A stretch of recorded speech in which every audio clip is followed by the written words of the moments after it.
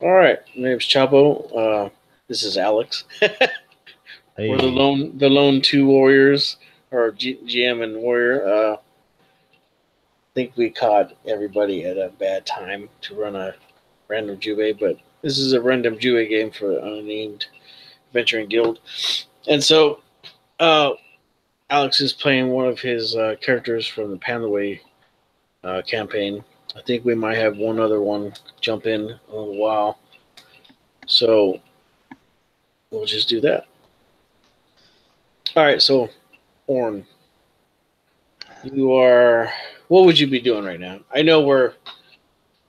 and yeah, Yeah, so I'm gonna so say that you just a window popped open, you fell through, and you showed up in cavern full of like crystal kind of like almost look like giant amethysts, and they're all over the cavern. And you were sitting there, and um,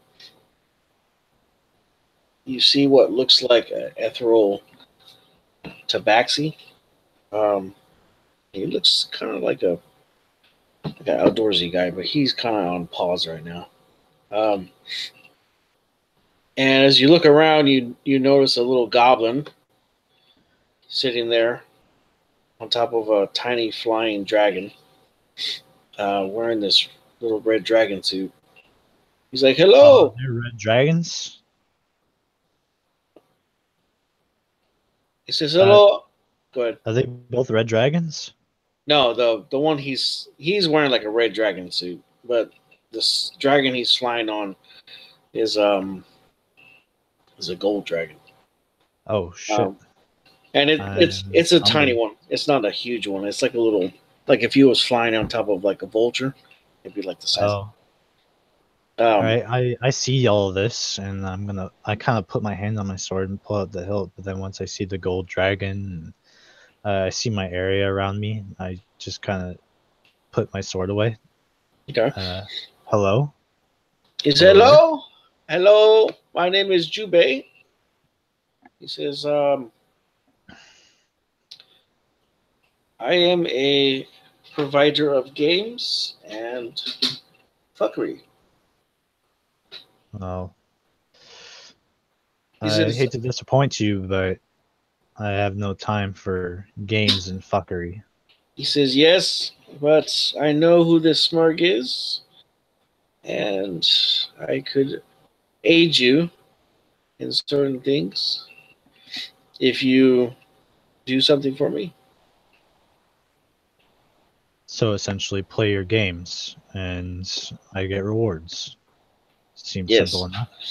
He says, "When I need the other fellows, I will retrieve them."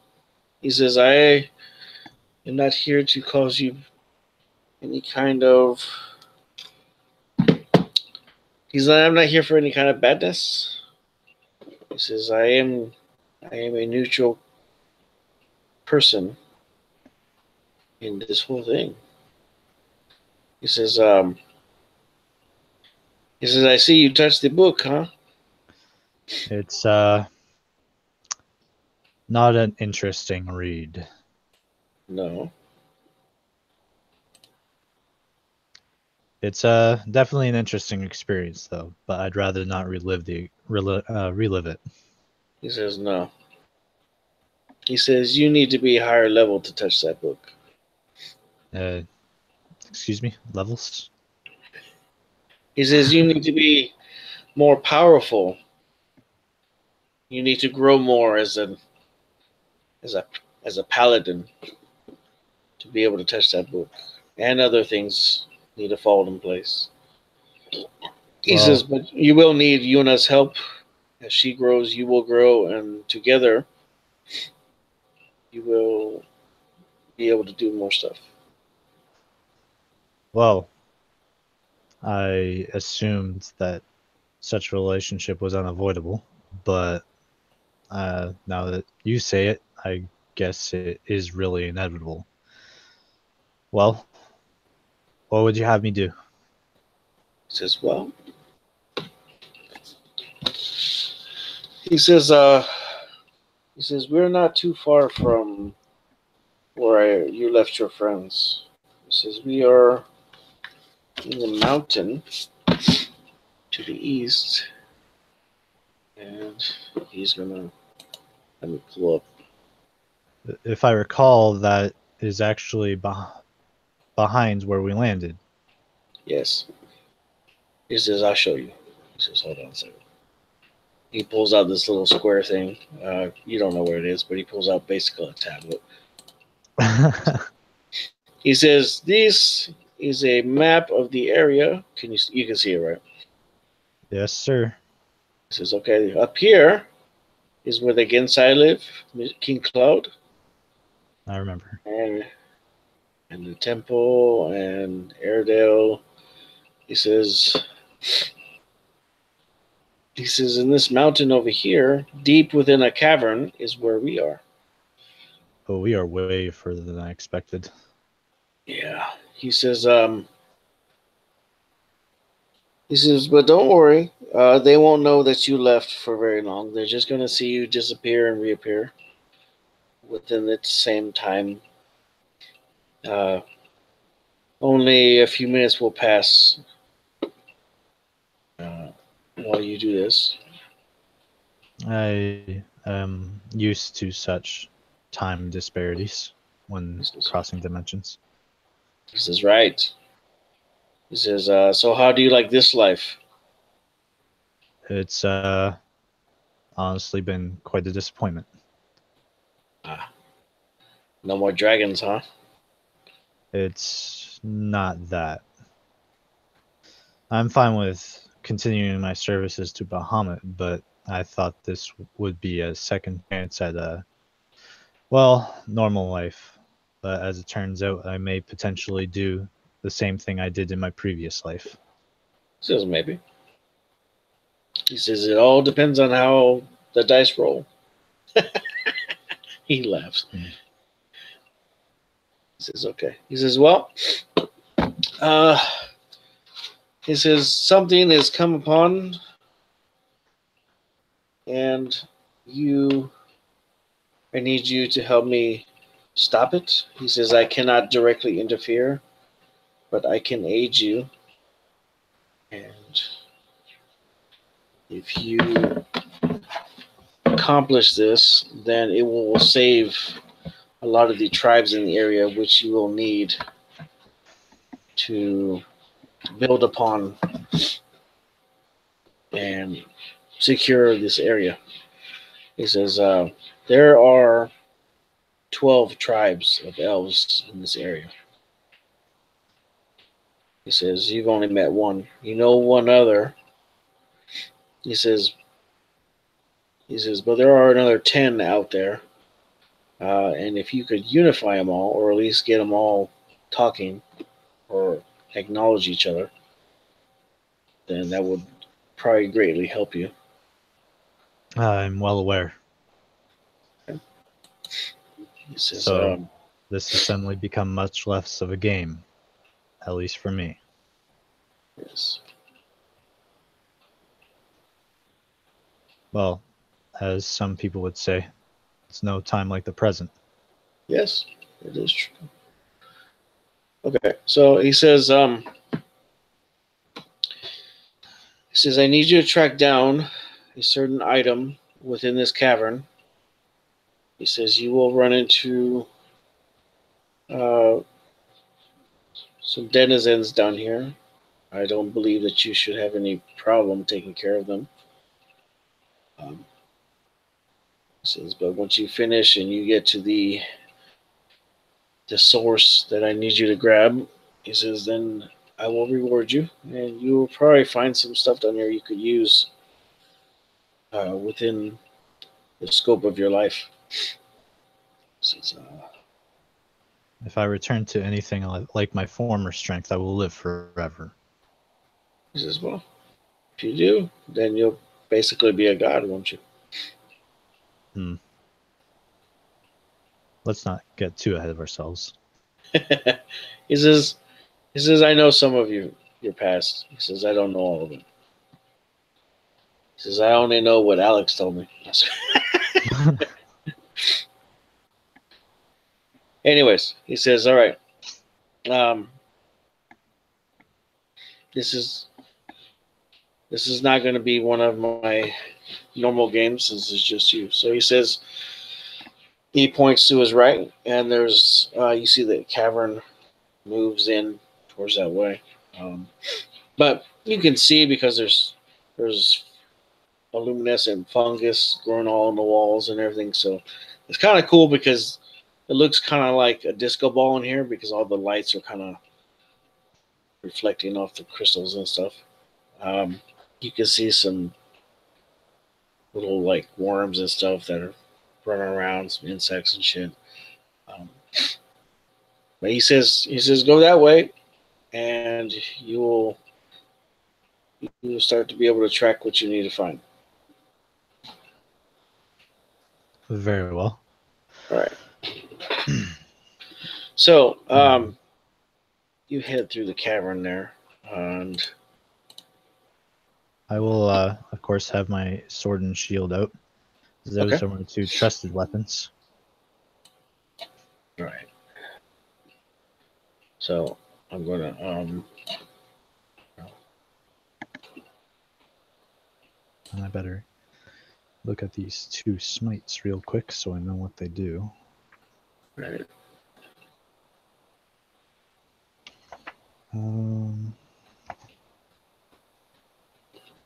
Psychic damage, wisdom save. And they're frightened. That's my wrathful and my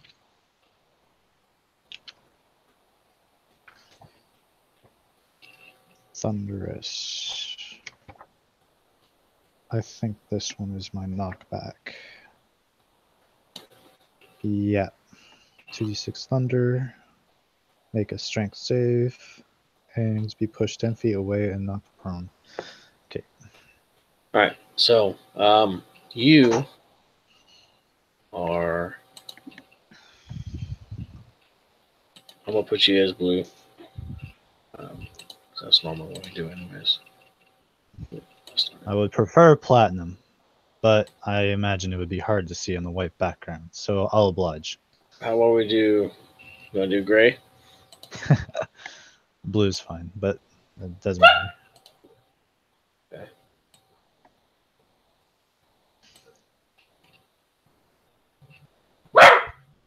Barf. There we go. All right. This is that's where you are. Another game, another set of gods to please. He says, "I'm not a god." He's like, "Thanks." Well, it certainly feels that way. No, he says, "I'm just a goblin that got lucky." Well, I guess it's fortunate that you share that with with everyone else. Yep. All right. So he wants you to head this way.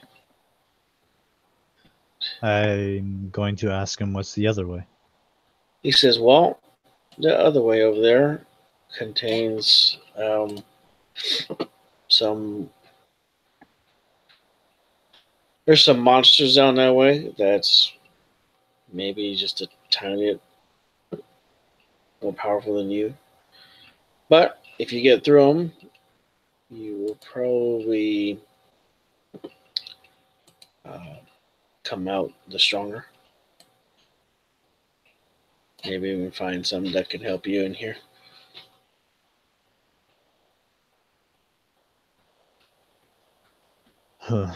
That's a tough decision. It is.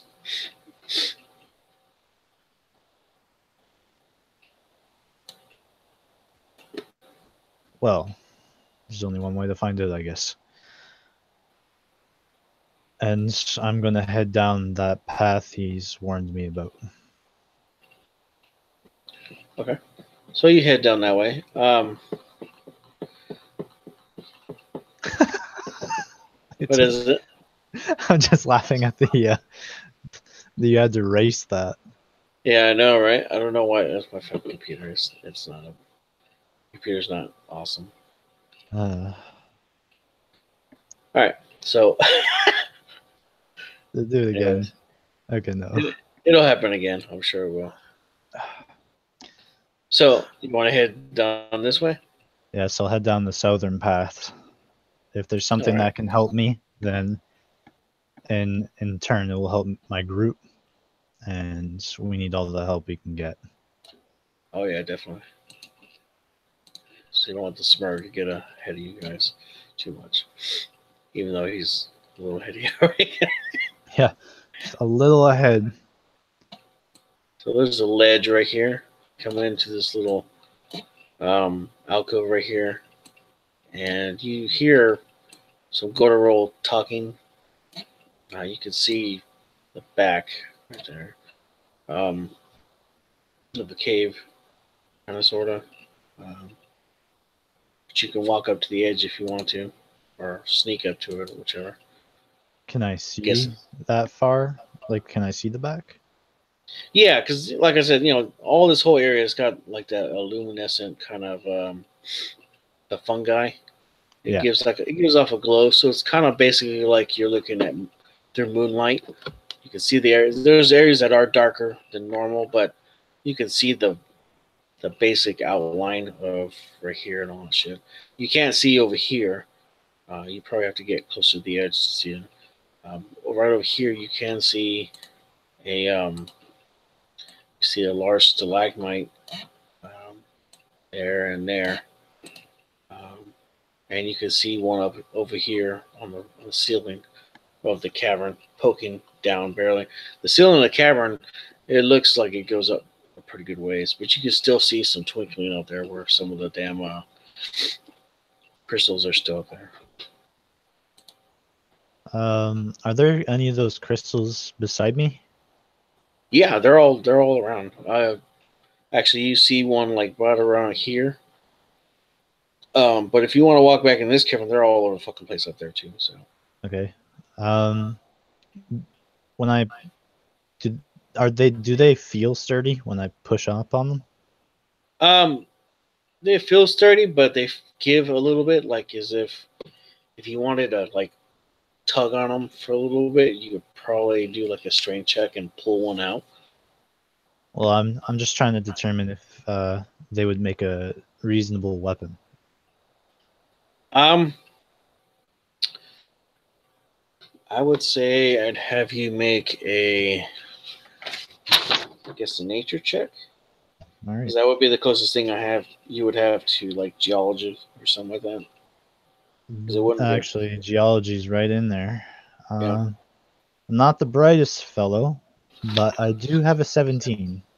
Oh, nice. So, you're able to find a little piece right here on the ground, and so you go and you take it and you sit on this rock right around the same area, and you start tapping on it with your sword, or unless you want to use your dagger, or if you have a dagger. I don't know if you have one. Yeah, I have an axe. I'll just tap it with the Okay, blade of an axe. so you tap it with your axe, and you start seeing like there's some indentions in the axe after you tap. Just you start tapping a little bit harder, um, and it seems it's.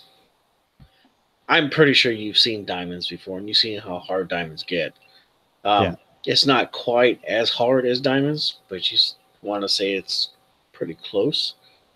it's pretty sharp to say the Yeah, least. and um, like you find some small shards over here that look like kind of like obsidian. You know how obsidian, when obsidian chips, it gets real sharp. Yeah. You take a piece and you run it against your thumb, and you get your skin starts to cut a little bit. I don't know how hard you want to. If you want to try and cut yourself to see how sharp it really is, you can. I'm just gonna run it across my finger. I'm not gonna press it on. Yeah. So you can see when you run it across your finger, you can see your skin starting to cut just by the lightness of you running across. So you could tell, and with it being so thin, it is pretty sturdy. Um, but you would say that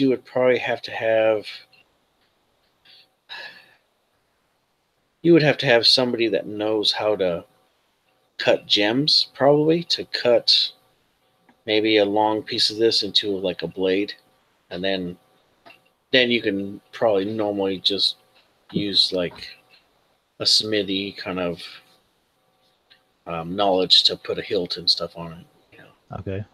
How would glass, like using a blast blowers kit, might be used on this sort of material? Does Um, won't melt like that?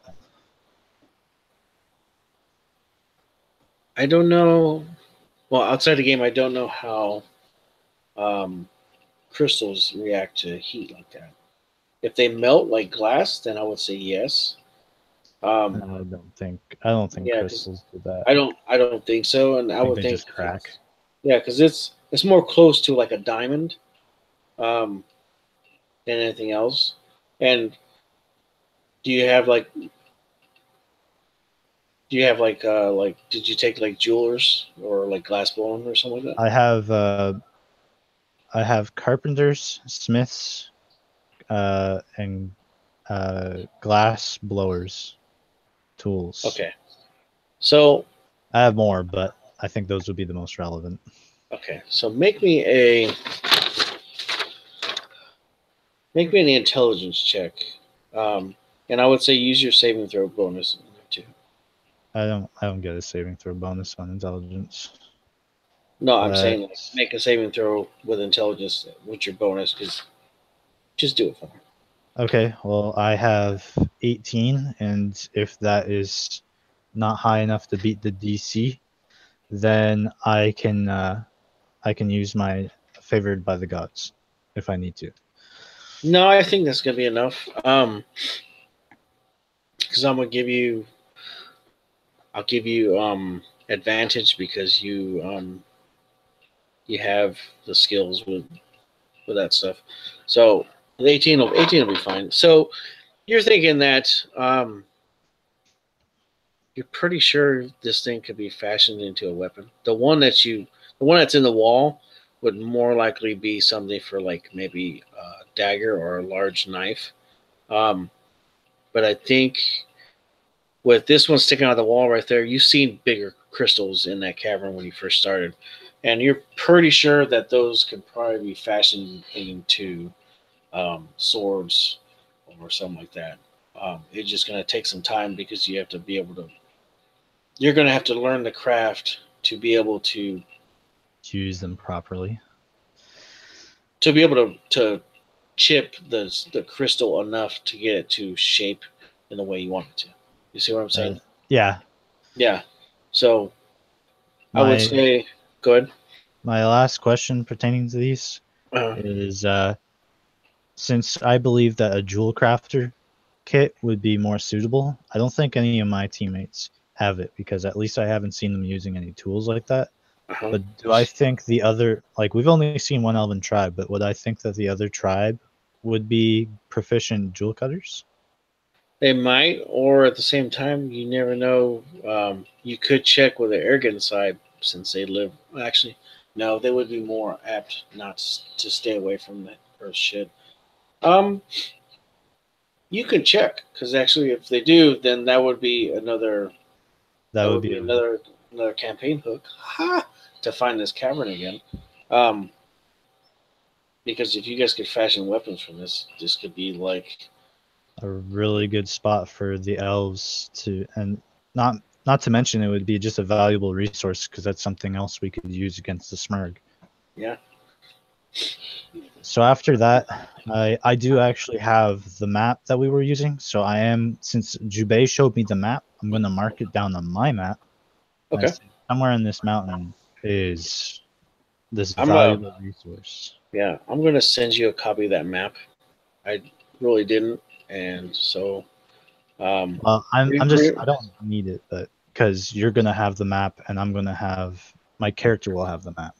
okay. And then So what I'm your gonna map will be do? a representative of how much we know, I'm assuming. But after that, I'm gonna just kind of say under my breath, Well, Jubei, we haven't even gotten started yet, and this has already been quite a useful reward. I'm gonna get up and I'm gonna start heading towards the voices that I hear. Okay. There goes the screen again. You son of a bitch. Hi, Del. Hi. Who's that? Kitty cat. Hey. Kitty cat attack. How are you? Good. Sorry I'm late. Oh, you're good. I'm just glad you're here. It's awesome. Yeah, I'm just trying to unstop the fuckery that is my screen. Solo mission is ideal, like is all right for me, but it's definitely not good for my character. That's cool. His fighting So, style depends on it. Okay, so it's Strike, right? Yep. Okay, Strike. So, you are you part of the UAG? You are, Yes. right? Yep. Okay. So you went on one mission already, didn't you? Actually, Yeah. you did a Jubei game, didn't you? Yeah, I think Jubei 4 or 5. Okay. Jubei. Was that your first game in the UAG? Yes. Oh, so you know what's going on. Okay, so basically this is what happens. You're walking along out there in Illumina doing something. I think you're making my way downtown. some fast. these damn little creatures that look like yarn balls are just rolling around everywhere, and you're just like you're kind of going out of your mind like, oh my god, I gotta smack all of them or some shit, right? And you just start running around, and there's like 10 of them, and they just scatter, and you're just like going out of your kind of mind, and then you leap at one of them, right? And then like this door opens up, and you shoot through, and you're in this cavern, okay? You land, and you see like this ethereal copy of yourself just standing to the left, and then you see over. Well, you don't see it because I'm over here pointing at shit, and you're not even looking at my screen. Sorry. Sorry about that. I'll fix that right now. So, anyways, so you jump in right over here, okay, and your copy is like right here, and then you see Jubei over here with this little red dragon costume sitting on top of a gold dragon, like a little mini gold dragon, and he's like, "Ha, hello! I am glad you are here finally." Hello again, small man. Aha! He says, your friend is down that way, and he points down this way. And Orin, you hear talking from down the cavern, and you hear another voice now besides Jubei's, while you're over here messing with the crystals and stuff. Voices. Yeah. He says, yes. He says, if you want to help him, he definitely needs your help. He says, go down this way. And there you go. He says, I keep hearing cats. What is that shit? Strike is just meowing. Getting into character. That's cool. Awesome. So, Striker, we're going to put you as orange because I think that's the color I used for you last time. Yep. There you are. He says, so if you want to help him, go down that way.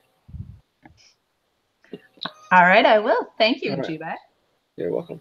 So, just a quick background outside of character.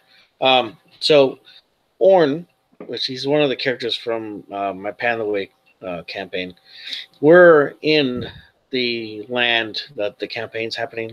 Jubei transported him into this cavern, and this cavern is filled with huge, like, they look like amethyst crystals. Okay. Have you ever seen the movie The Core? Yes, bits and pieces of it. Right. So you remember that part where they run into that huge ass ball of crystals? Yep. All right. So it basically looks like that. Okay. There's huge amethysts sticking out of the ground all over the place, and they're all around here and everything, sticking out of the walls and shit. And there's this luminescent kind of fungus that grows on the walls, which, with all that together, it kind of makes this whole room like a big disco ball. Okay. but the little lights are not dancing around because everything's fixated where it's at. And so there's a passageway that goes this way, and there's a passageway that goes that way. And Jubei just told you that Warren is down there. Well, he told you one of your friends is down here, anyways. So that's basically where we're at. Okay. So back to Jubei. Unpause. All right. So he says, yes, please go down that way, and you will find your friend, and you can help him. Okay. So I'll start moving down that way. I'll stop at Jubei and be like, you haven't seen any more of those yarn balls, have you? He says, one of these, and he puts up his hand, and there's like this huge one right there. And like your eyeballs like turn real big. And you're like, he's like, okay, we got to put that away now. You can't do anything without that. So, oh, well, you saw that message.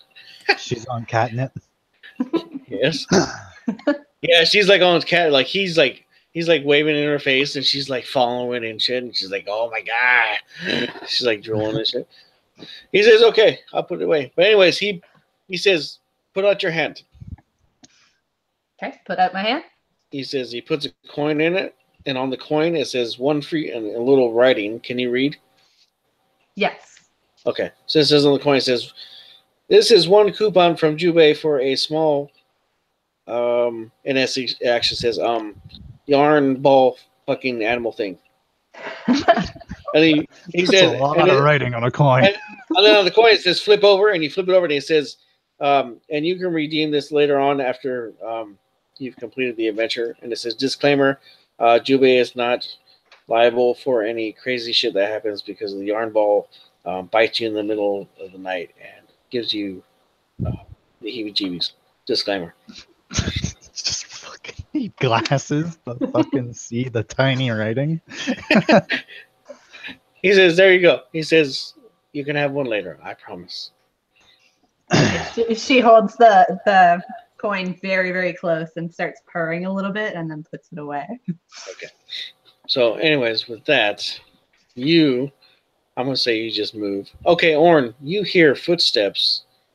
Unless you're going to sneak down there. You're just walking. I'm guessing you just kind of walk. And then, Orn, you see this tabaxi, or this cat lady, kind of walks up. And now it's you. Does she have the UAG emblem on her, visible? I don't know. That's up to her. She would have one, but I don't know if you keep it out on your lapel or whatever. I don't know. Yeah, I think she would be keeping it out. It would be visible on her somewhere. Oh, a member of the UAG. That's quite fortunate, especially out here. I think you can thank Jubei for that. He seems to be an ally. I'm gonna pull out my own symbol, just a little silver medallion.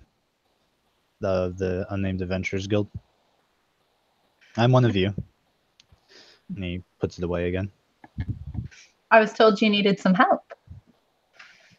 Well, there's no point in doing combat by yourself.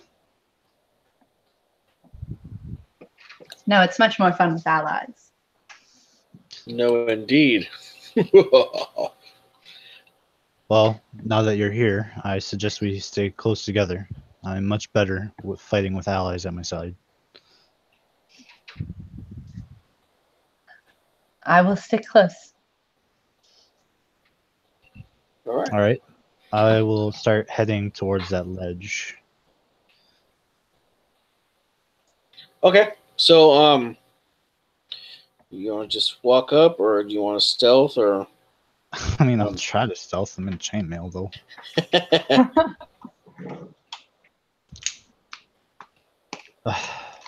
I got one. Modified one. That's awesome, dude. So, yeah, you start walking forward, and, you're kicking fucking crystals and shit, and one flies over the edge, way over here, and you finally get to right there, and you're crouching, and you look over the edge and you see 6 humanoids looking right up at you, like, um, you're pretty sure you've seen these type of humanoids before. It looked like what you remember as goblins. There's about 6 of them, and they see both of you peek your head over, and they're like, either of you speak goblin? No, but I don't care because they're feral and they're assholes. Yeah. So they look like a lot like the ones that attacked your group up on the mountain. Just a little different. Instead of having like stone as their weapon tips, they actually have pieces of crystal. And one of them actually has a spear, and he's gonna throw it at you guys. But we're gonna roll initiative since everybody knows everybody here now. I actually do speak Goblin, by the way. Oh, you do? I do, yeah. I didn't realize I did. Okay. So yeah, right. Strike that, reverse it. You Okay. yeah, you start hearing them talk, and they're talking about getting some of the crystal and taking it back down to Big Boss. And one of them was like, "Well, why don't we keep some of this for us? Because we can trade it to some of the bugbears for better food." And he's like, "Well, why are we going to do that when fucking if we make better weapons, then we could probably kill them faster?" And he's like, "Okay, stupid. So we're going to keep it for us and make better weapons, but they have better weapons than us already, and they're bigger. So," and he's like, "Well, Fuck, you you're got right. you're right." He says, "All right." He's like, "Let's just get what we can get, and we'll go." And then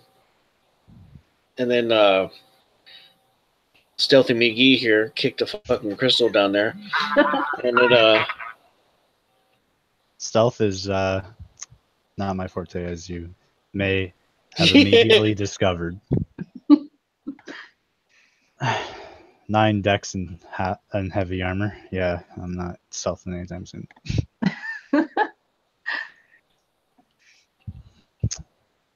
yeah, my buddy Mike, he's gonna be coming in a little bit, but his damn laptop is updating, so he'll be here in a few minutes. So yeah, shit, I can't see the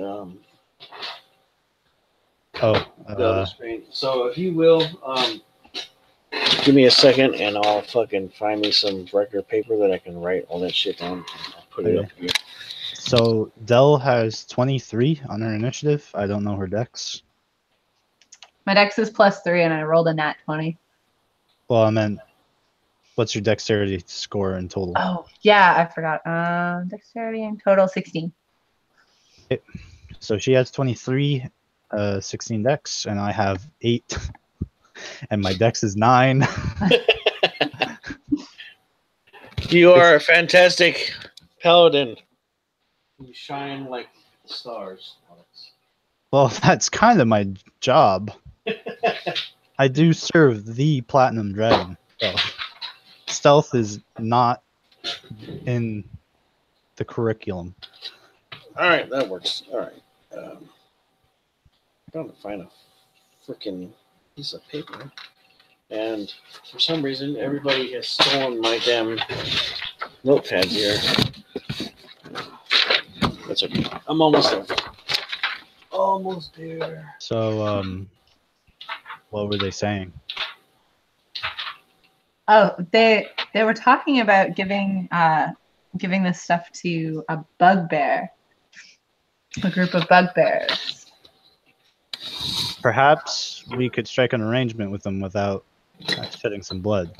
They hate the bugbears. Maybe we can work.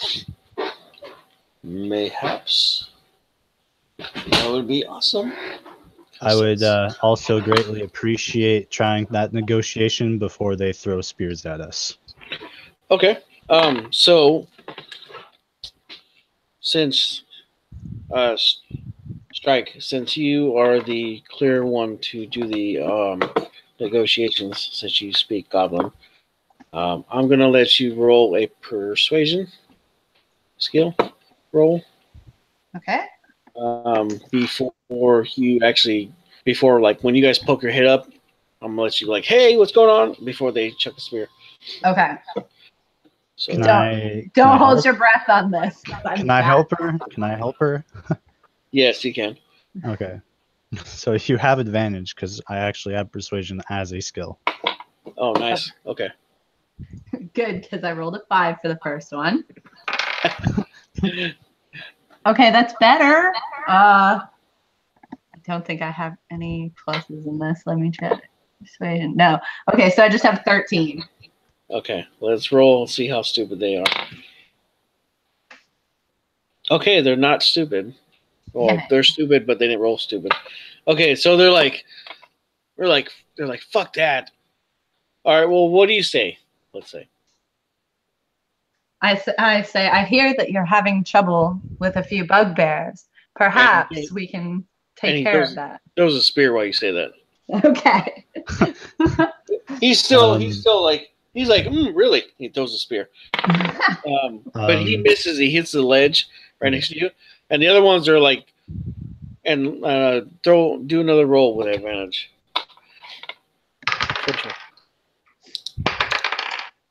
Oh God, 8. And they're like, that's not really helping us out. And so one of them attempts to shoot you with a short bow. And what's your AC? My AC is 14. All right, so that one, it misses. All right, he says, and they're like, why the fuck are we going to listen to you? And you see them, another guy, like, pull up a fucking arrow, and you can roll again. This is the last time, though, because if it don't work this time, then it's fucking game on, so. All right, I'm switching dice just to see if this helps. No, I'm actually on board with just killing them now. I got a 19 that time. Okay, so spin your words. I'm like, well, we could kill you here and now, or we could get rid of your problem for you. Do you really want us to murder you here where you stand? All right, one of them was like, well, and they look and they start talking like, well, if they could get rid of Big Boss, then we would be the boss. He's like, and the other one's like, the one with that threw the spear. He's like, yeah, but who's to say just them two can kill Big Boss? Big Boss is pretty big. He's like, yeah, well, they're pretty big too. Look at them.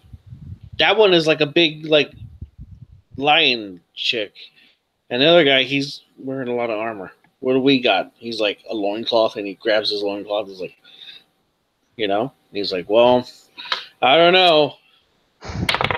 Is there any particular reason why he's playing with his junk?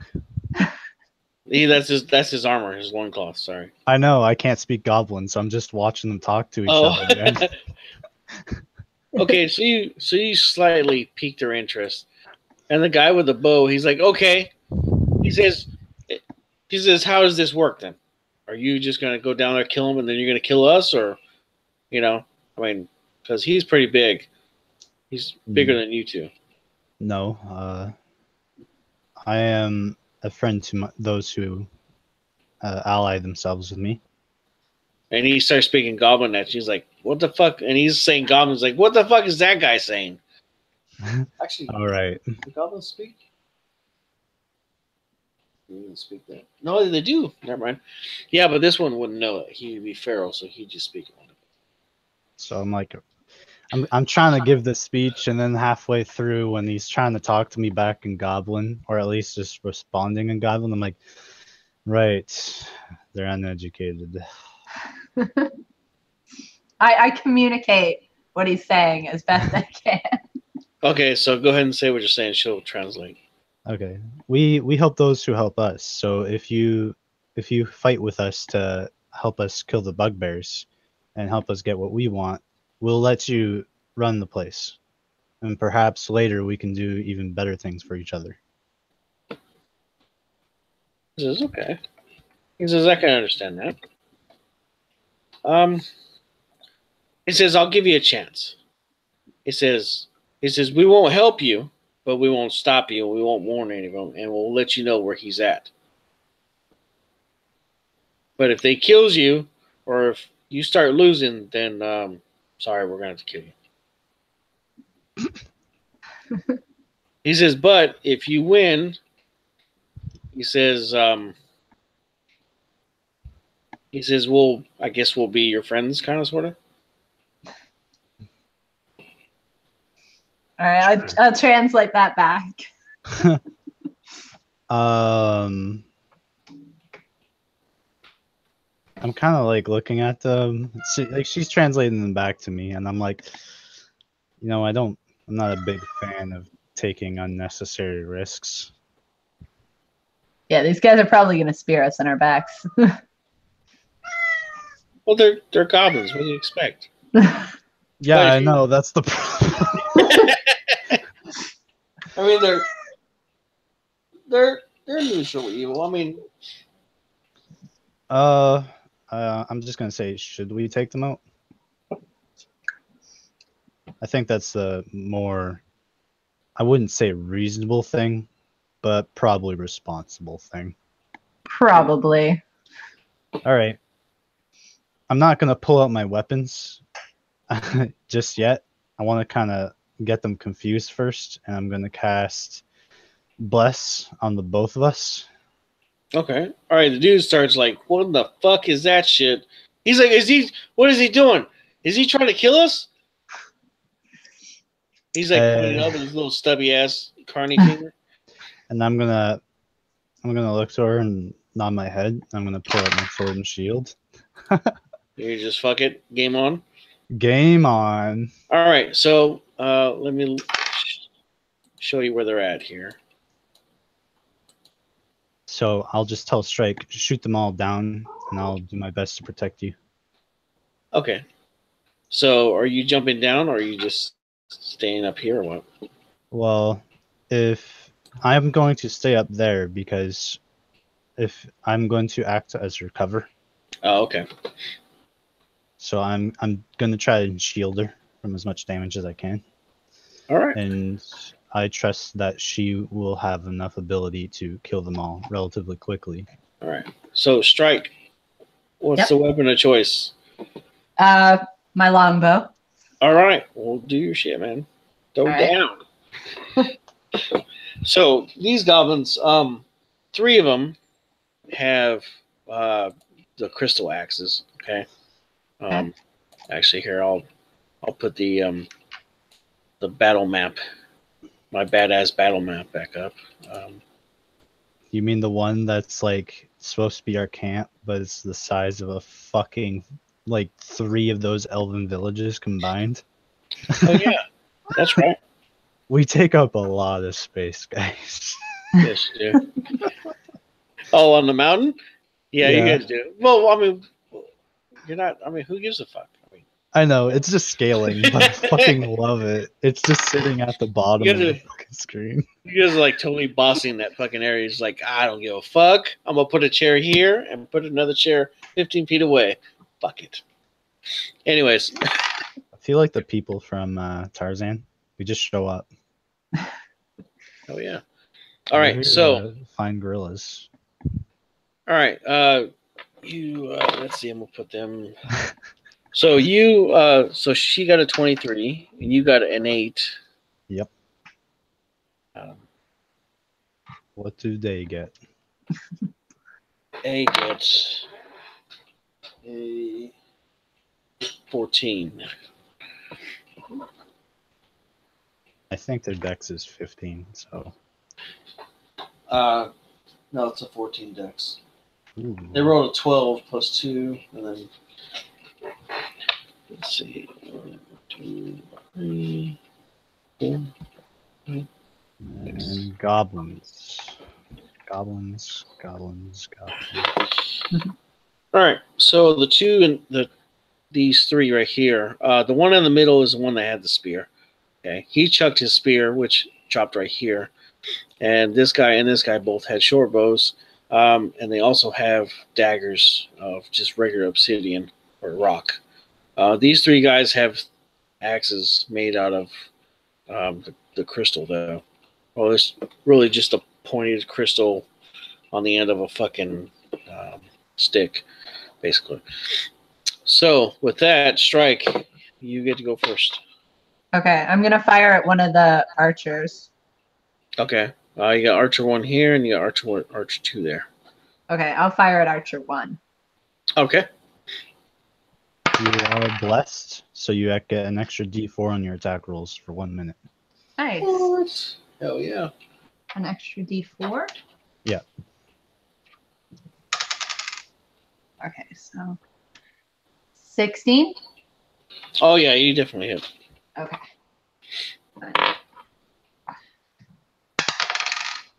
So that is 7 plus 3, 10 points of damage. Yeah, so you shoot him, and he goes down. Oh, wow. Yeah, goblins aren't that badass. 7 And, HP. yeah, so you fucking tag him like right in his face. He's just about to let an arrow go, and he's pulling it up, and it's actually kind of aiming at his buddy. I'm gonna give him. If he hits his buddy or not. No, Hear that silently? Yeah. So, he tags his buddy in the back, because he gets stuck right in the face, and his buddy takes an arrow in the back, and he's like, "Oh, fuck, that hurt." It tags him good too. Gives him 4 points of damage, so you know that's like almost all of his health. He's like, "Oh my god!" And he's like reaching behind him, trying to pull a fucking arrow out, and he's like turning in a circle and shit, trying to grab it. But that guy is no more. So with that, What an excellent shot, Strike. yes, Thank you. you just have one attack a turn, right? Yep. Okay. All right. So then this guy shoots at you guys. He's gonna try and shoot Orn, That would be the plan. and that will be a Negotron because he rolled a 2. So it shoots wide and hits up here in the cavern wall. And then these three are going to run up because they're stupid. And are going to run up here. Woe to those who walk to a dragon. Yes. What you said, oh dragon. So My yeah, character keeps forgetting he's mortal now. yeah, so they start climbing the wall. So they get right to the top, and so the guy with the spear, he's also going to run up too, because actually he runs over here and grabs his spear, and then he's going to step back a little bit. Should have just left it on there. He steps back to right here, and he's going to try and throw the spear at you guys. And he misses that shit too.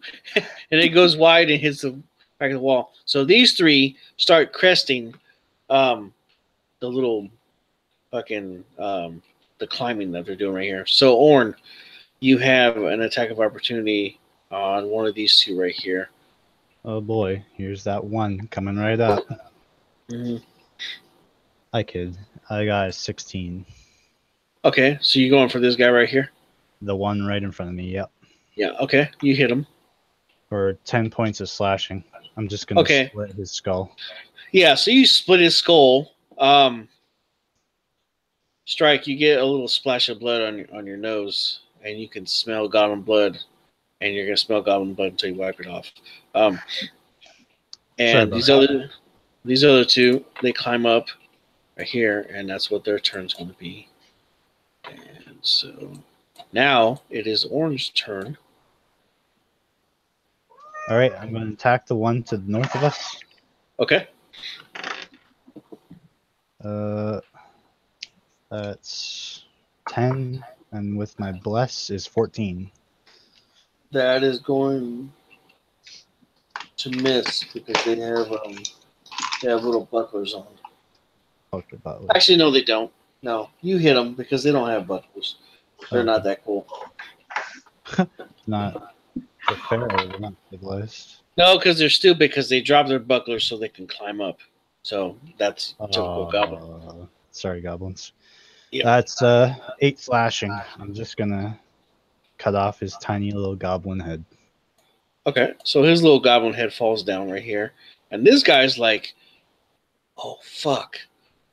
And this guy right here, he turns to run, and he starts running that way. Is there like any tunnels that lead that way, or is it just like a wall? Oh, no, there's other shit. I haven't drawn it out because you guys were busy. Murdering goblins. Yeah, murdering goblins and talking to them and making hamburger orders and shit. Yeah, so, I'd like some pickles and some cheese. All right, so Jubei appears next to you as a little 1-inch character, and he hands you a cheeseburger. Oh, He says, "There you go." I'm a little covered in blood, though. I can't really take it. He says, "Eat it, damn it!" All right, damn. I'll take off my shield as a bonus action and take the burger as a free action. All right. So you eat the burger, and he puts a little pause. He goes, "Pause," and you eat your burger, and you feel fucking wonderful. You feel better than you ever felt in your whole life. I must spread this to the world. He says, "Remember, you can have it your way, Burger King." And he flies away on a little dragon with the fucking Burger King helmet on his head. We're not sponsored by Burger King, nor are we paid to advertise them. Disclaimer. All right, so yeah, he unpauses, and you're like, you feel fucking awesome. You get a +2 strength bonus, and you get an extra 10 temporary HP. Holy shit. Okay. And right. Is that total strength or strength mod? That's whole strength. Oh shit. So what's your strength right now? It's fucking before the mod. Mine's 16. Okay, so now it's an 18, so you have a +4 to hit now. Shit, man. All right. All right. So that's your turn. So Strike is going to be your turn. Okay. Go ahead. Can I fire at the guy running away? Or is he too far away? Oh, no. He's within plenty of range. Okay. Plug him in his ass. Okay. That's what I'm aiming for. Right up his ass. Okay. I want bonus damage if this hits.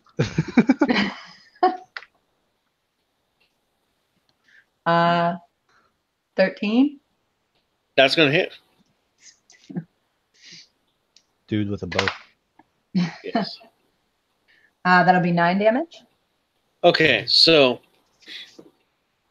you let this arrow fly, right? Mm-hmm. And it flies right past Orin's face, and Orin's got like fucking... do you have a mustache, Orin? No. Okay. No. Well, Orin grows a mustache really fast, right? And like the cheese and fucking mustard is all on his fucking mustache. And he looks to the left as this arrow flies past him. And like you guys get like a fucking arrow cam, and it flies down and it smacks him like right between the ass cheeks.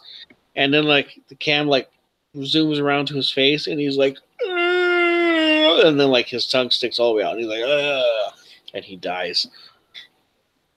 And so he's laying down over here with his ass hanging out now, spread eagle, and an arrow sticking out of it. He's in the afterlife now.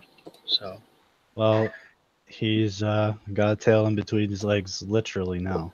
He does. Yeah. So these other two are like watching as like slow motion everything happens, and then it's their turn. Your mustache goes away now. So, guy right here next to you guys, he stands up and he swings at Strike with his crystal axe. As a reaction, I am going to use my protection fighting style and impose disadvantage. Okay. And he's still gonna roll a 17 to hit. That'll hit. Huh? That'll hit. Okay. So he hits with the crystal axe. I tried. You good? And it does 5 points of damage. He clubs the shit out of you pretty good in your fucking in your shoulder. Just wham! And he's like, he looks surprised at himself that he actually hit. He's like, holy shit! And then this guy down here, he runs up to climb up the thing, and of course he's the smartest guy ever because he runs right in front of you to climb up. He's like, fuck it, I'm gonna climb right in front of him and I'm gonna fuck him up. So, Orn, it is your turn now. All right. I'm going to attack the one that just hit my friend. Nobody Okay. does that shit on my watch. That's going to be a flat 15 without my bless. Okay, it hits. And for a total of 9 slashing. All right, so you cut that dude's head off, and he goes rolling. Now, I don't want to cut his head off because I want him to know what mistake he made when he was in life. And what I'm going to do is when I let him raise his axe to block, I'm going to cut through his axe and slice off his arm at the same time that he's using to block with his axe. All right, so you cut it off, and he's like looking at his fucking arm, like Ace Ventura did when he had the 2 spears in his legs. He's like, ah! And then, like, he looks back, and then he falls over. He did. The shock killed him of not having an arm anymore. All right. And I don't know if I can use like this action.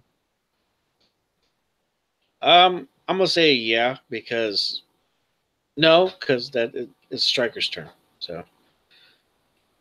Oh, what do you want to do? What do you want to do? If I can use lay on hands as a bonus action, then I can use it to heal the damage that she just took.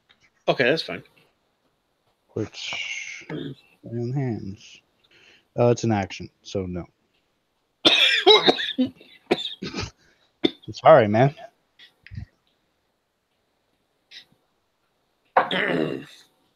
Well choked up. Oh, all right. So Strike. This goblin is climbing up right in front of Orm. What do you want to do? Can I go up and like fucking like Scar Mufasa him, like grab him with my claws and just like shove him off? Fuck yeah. Do that shit. Long live the big boss. No!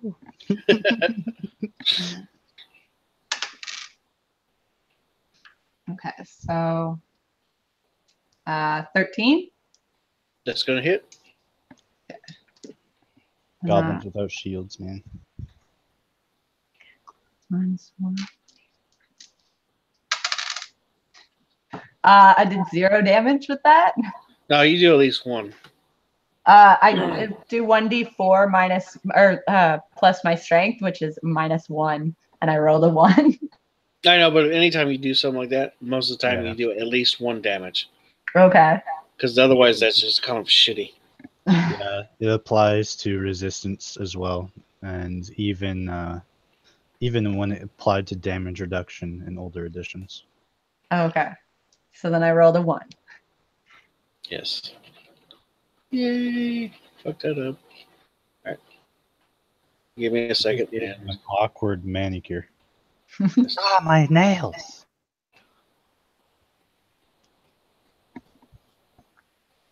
Yay! What's happening? The world as we know it is changing. Okay, so anyways, so yeah, you come up and you just fucking rake him against his face, right across his eyes, and he's like, ah, and he falls back down because he's a little bitch. Yes, he definitely does. So he falls back down, prone, clutching at his face. It didn't like really do a lot of damage, but you raked him against the eyes, and he looks up and he only has one eye because he's doing like the fucking Popeye thing at you guys. and he gets up and he starts running because Oh. he's a bitch and he's there. But I'm gonna give you the fucking rake as a bonus action, and you can fucking plug it with an arrow.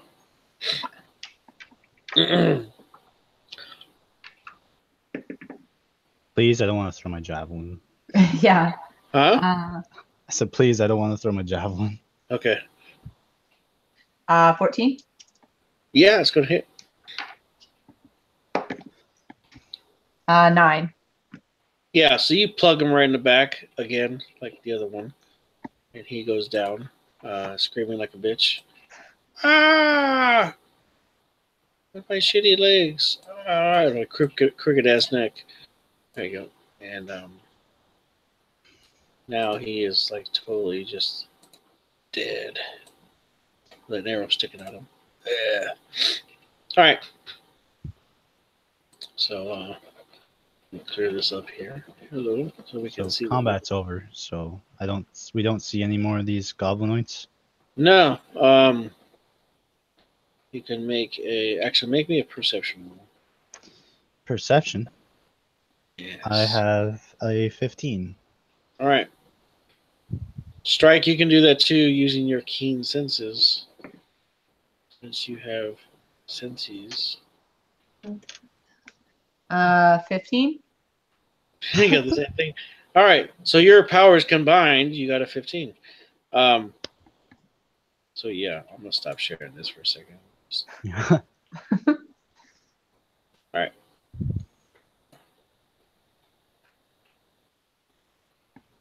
Start that over again. Ha! Brand new. Look at that. And I erased some stuff. Gotta fix that. So, anyways, son of a bitch, it just disappeared. The cave is collapsing. Yeah, we fixed it.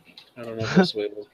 Sometimes when I walk, I see this huge black and gray wall appear, and then it has a sign on it that says rendering, and I feel like the gods have punished me somehow.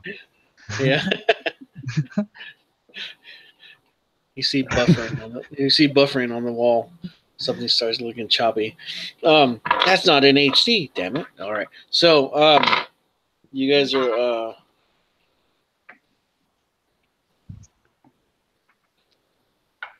right. All right, so he's being here in a little bit. So I'm assuming there's nothing else around here. So once I realize that, I'm going to turn to her, see where she got hit. He just grazed my shoulder a little. All right. Well, those weapons can be pretty sharp, so give me a moment. And I'm going to use my lay on hands, and I'm going to heal that 5 points of damage. And it's she sighs in relief and thanks you very sincerely. It's like when I put my hand close to it, it's like my hand glows silver, but when it leaves my hand, it kind of shimmers into like a rainbow colored like light, and then your wounds close. Nice. Well, that's so nice. Yes, powers of Bahamut are at my disposal for the most part. All right. But I will need at least greater powers, and if you're to assist me, then so will you. Yeah. Let's move forward. Okay, so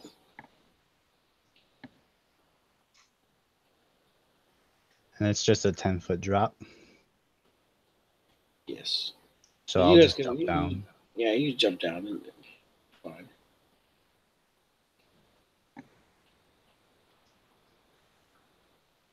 And as we're like walking to the next entrance, because I don't think there's any other entrances, I'm gonna say, I've noticed that those crystals are very sharp, and as you've noticed, they cut pretty well through leather, and just running it across my hands almost cuts me. It would be a wise idea on everyone's part if we took some with us before Jubei sent us back to whence we came. It's definitely a good idea. And I'll lead her to where that goblin was running. Well, I mean, I guess we could search this room first and then head down there. But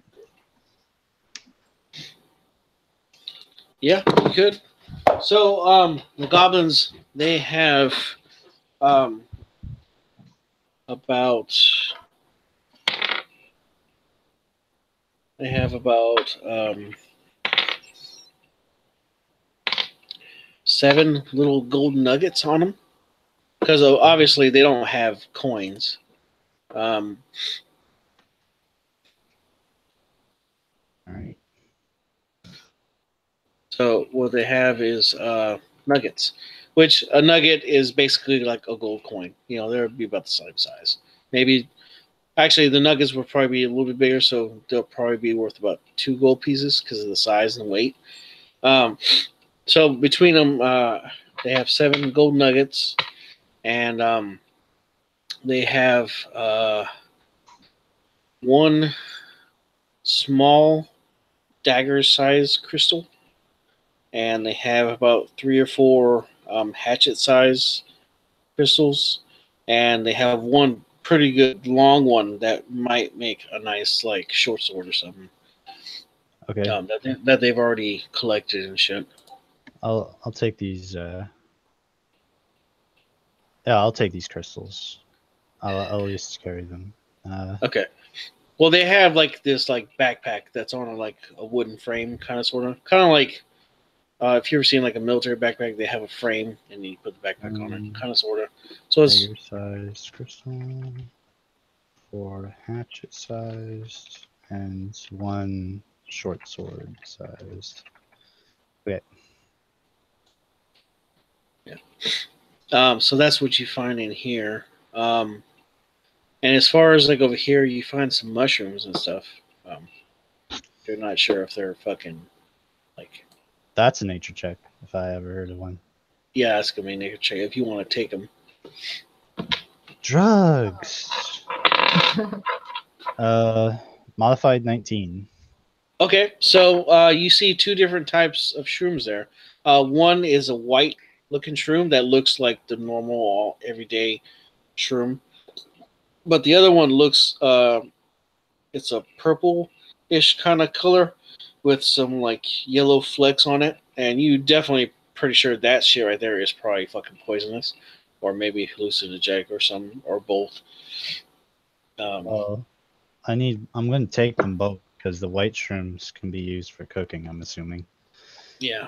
And the other shrooms, I know that the one tribe that we talked to used hallucinogenics to perform their prophecies. True that. So I'll take them both. White shroom and yellow flaked purple shrooms. All right, so you find you can tell the difference between the 2 character types, the Panthaway and the UAG members. Oh yeah. I'm like trying to scavenge everything I can get, and she's like, "I'll just watch." Yeah, so you find 4 of the purplish ones, and you find 7 of the white shrooms. Okay. Oh yeah, we're gonna have fucking dying tonight. Yeah. Give me 1 second. Well, if you guys want to take a 5-minute break, I got to get a power cord for my cell phone. Hold on a second. Okay. Be right back. Well, these are gonna be useful as I kind of show you just these shrooms that I just collected. I don't think now is the time to get high. No, of course it's not. I meant for. I was going to say for later, but that also implies I'm going to do them at some point. No, these are. I hope that I can help strengthen some bonds with some elves that I know that use something like this to help with their prophecies. So you're a drug dealer then?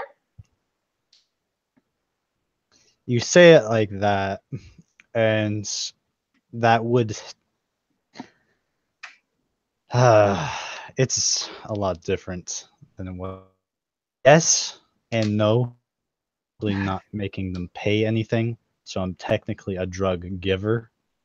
Oh, that does make it quite a lot better. No, but I'm not in any position to kind of deny and as much help as I can get.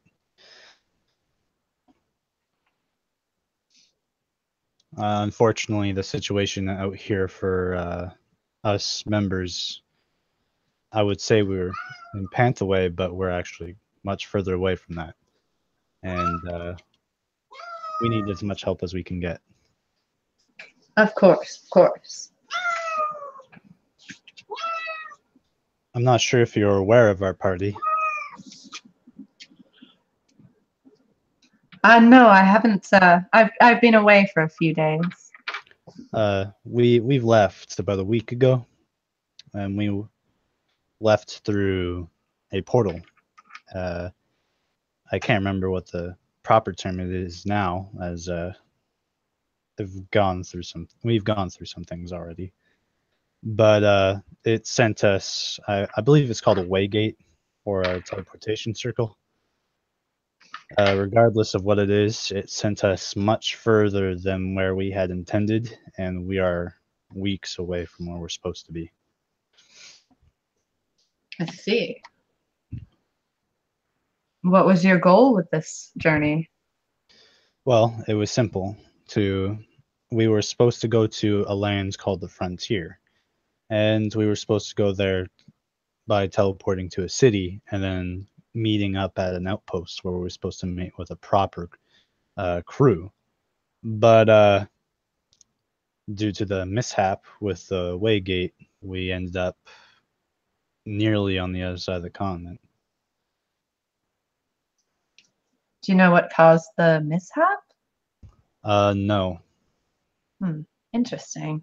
it could be many things at this point, but if it's due to something as well as the elves believe is some sort of prophecy, then it could have been divine powers at work. And does your god tell you nothing of that? My god tells me disconcerting things. As One gods of tend to do. Yes. He warns me that this smurg, as he calls it, is quite dangerous, even comparable to powerful foes that I know as elder gods, and even facing off against foes at my previous level of strength was, well, foolish to say the least.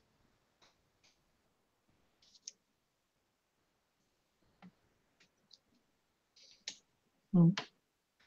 So, case in point, I can't afford to not hand out drugs to elves who have prophecies from the divine. I understand. Good. I'm sure the drugs make them more fun at parties anyway. Yes, and the honeyed wine that they brew is actually quite sweet and delicious.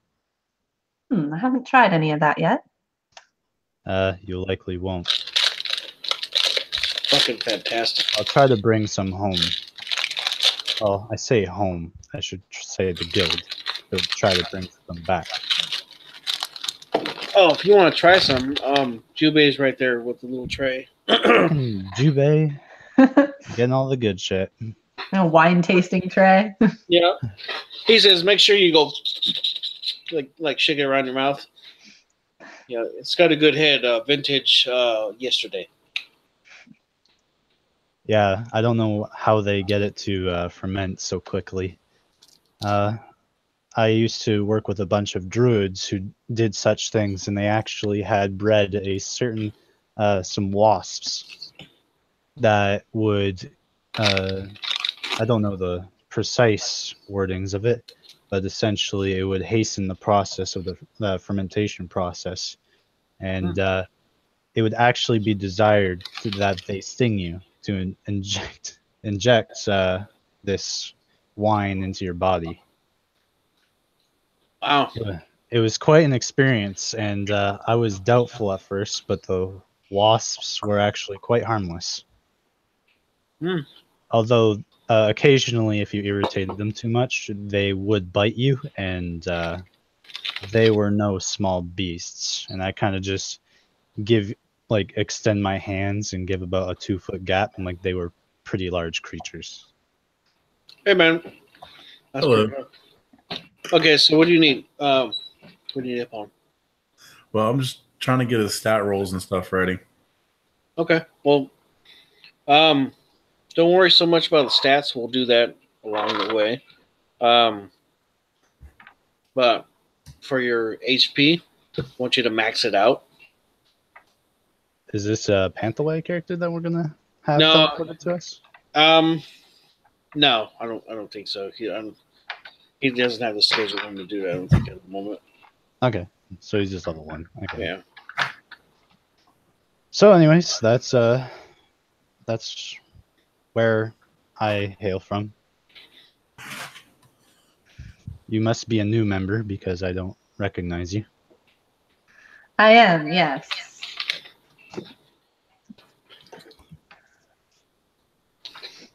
Yeah. Well, this has become quite awkward. Why don't we just continue? All right.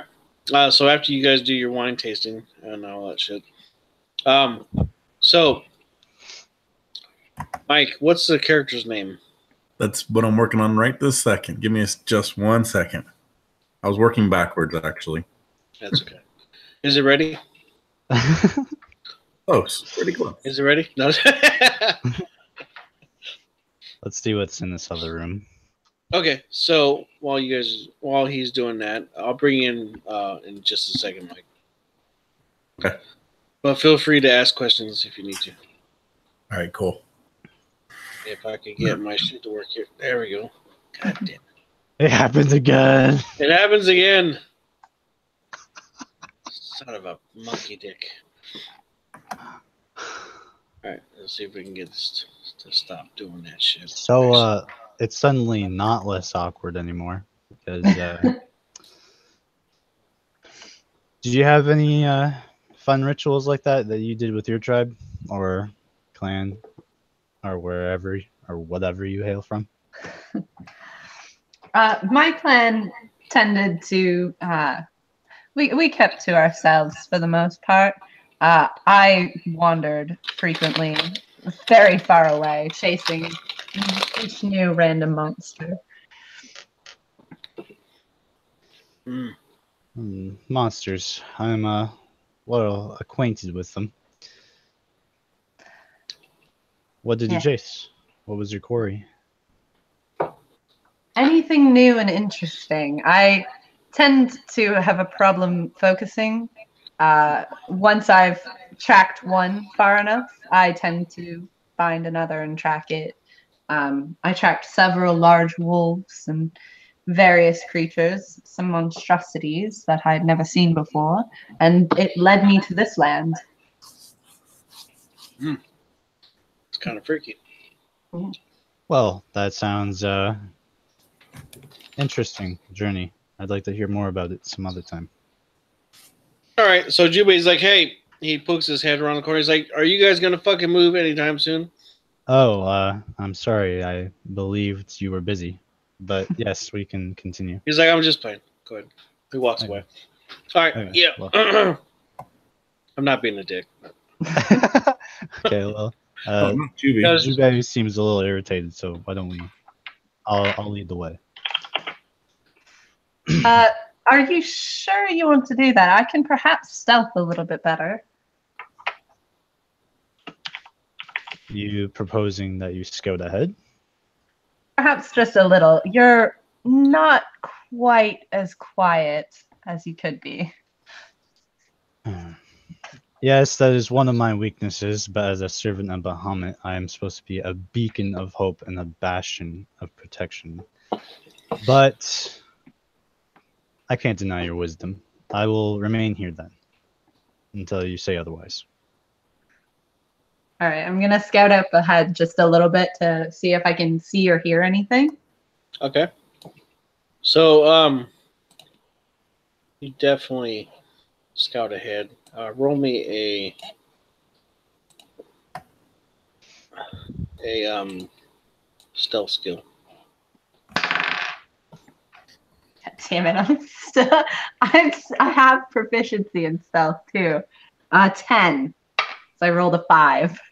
Apparently not, lady. So I'm just standing there. I'm like, no, it's kind of nice to be bossed around for a change. Yeah. You're like, yeah.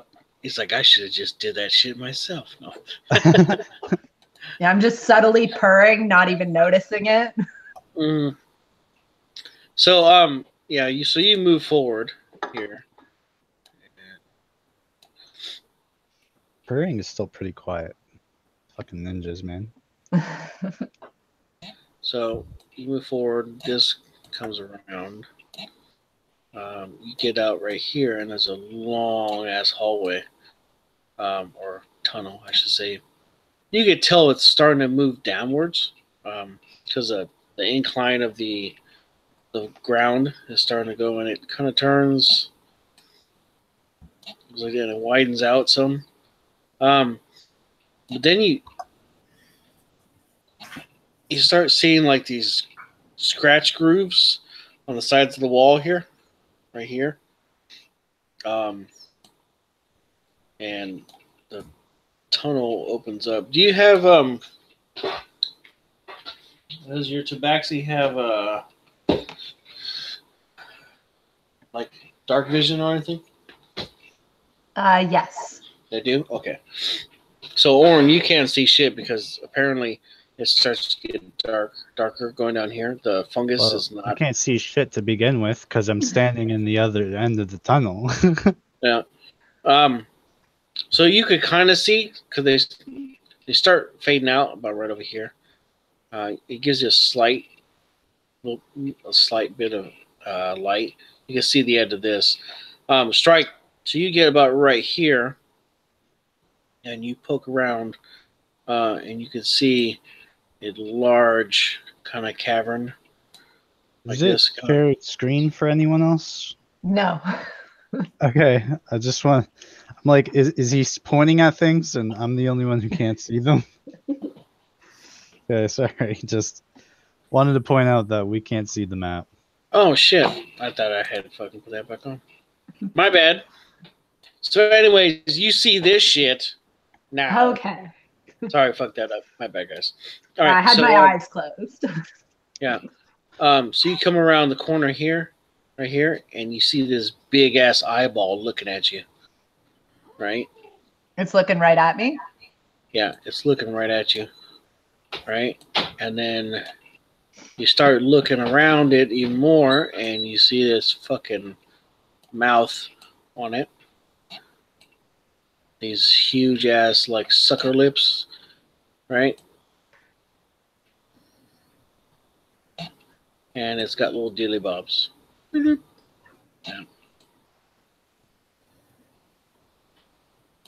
And then the mouth opens wide, and it has rows and rows of fucking teeth.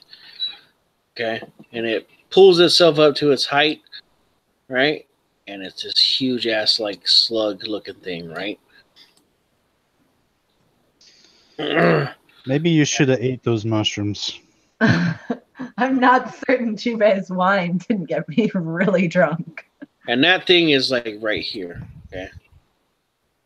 Oh shit. Things fucking huge. Yeah. Is And he you look sure past you want it. to stealth ahead now? You look past it, and there's another one right over here. And you see another one back there. And that one is really fucking big, fat, huge bastard. There.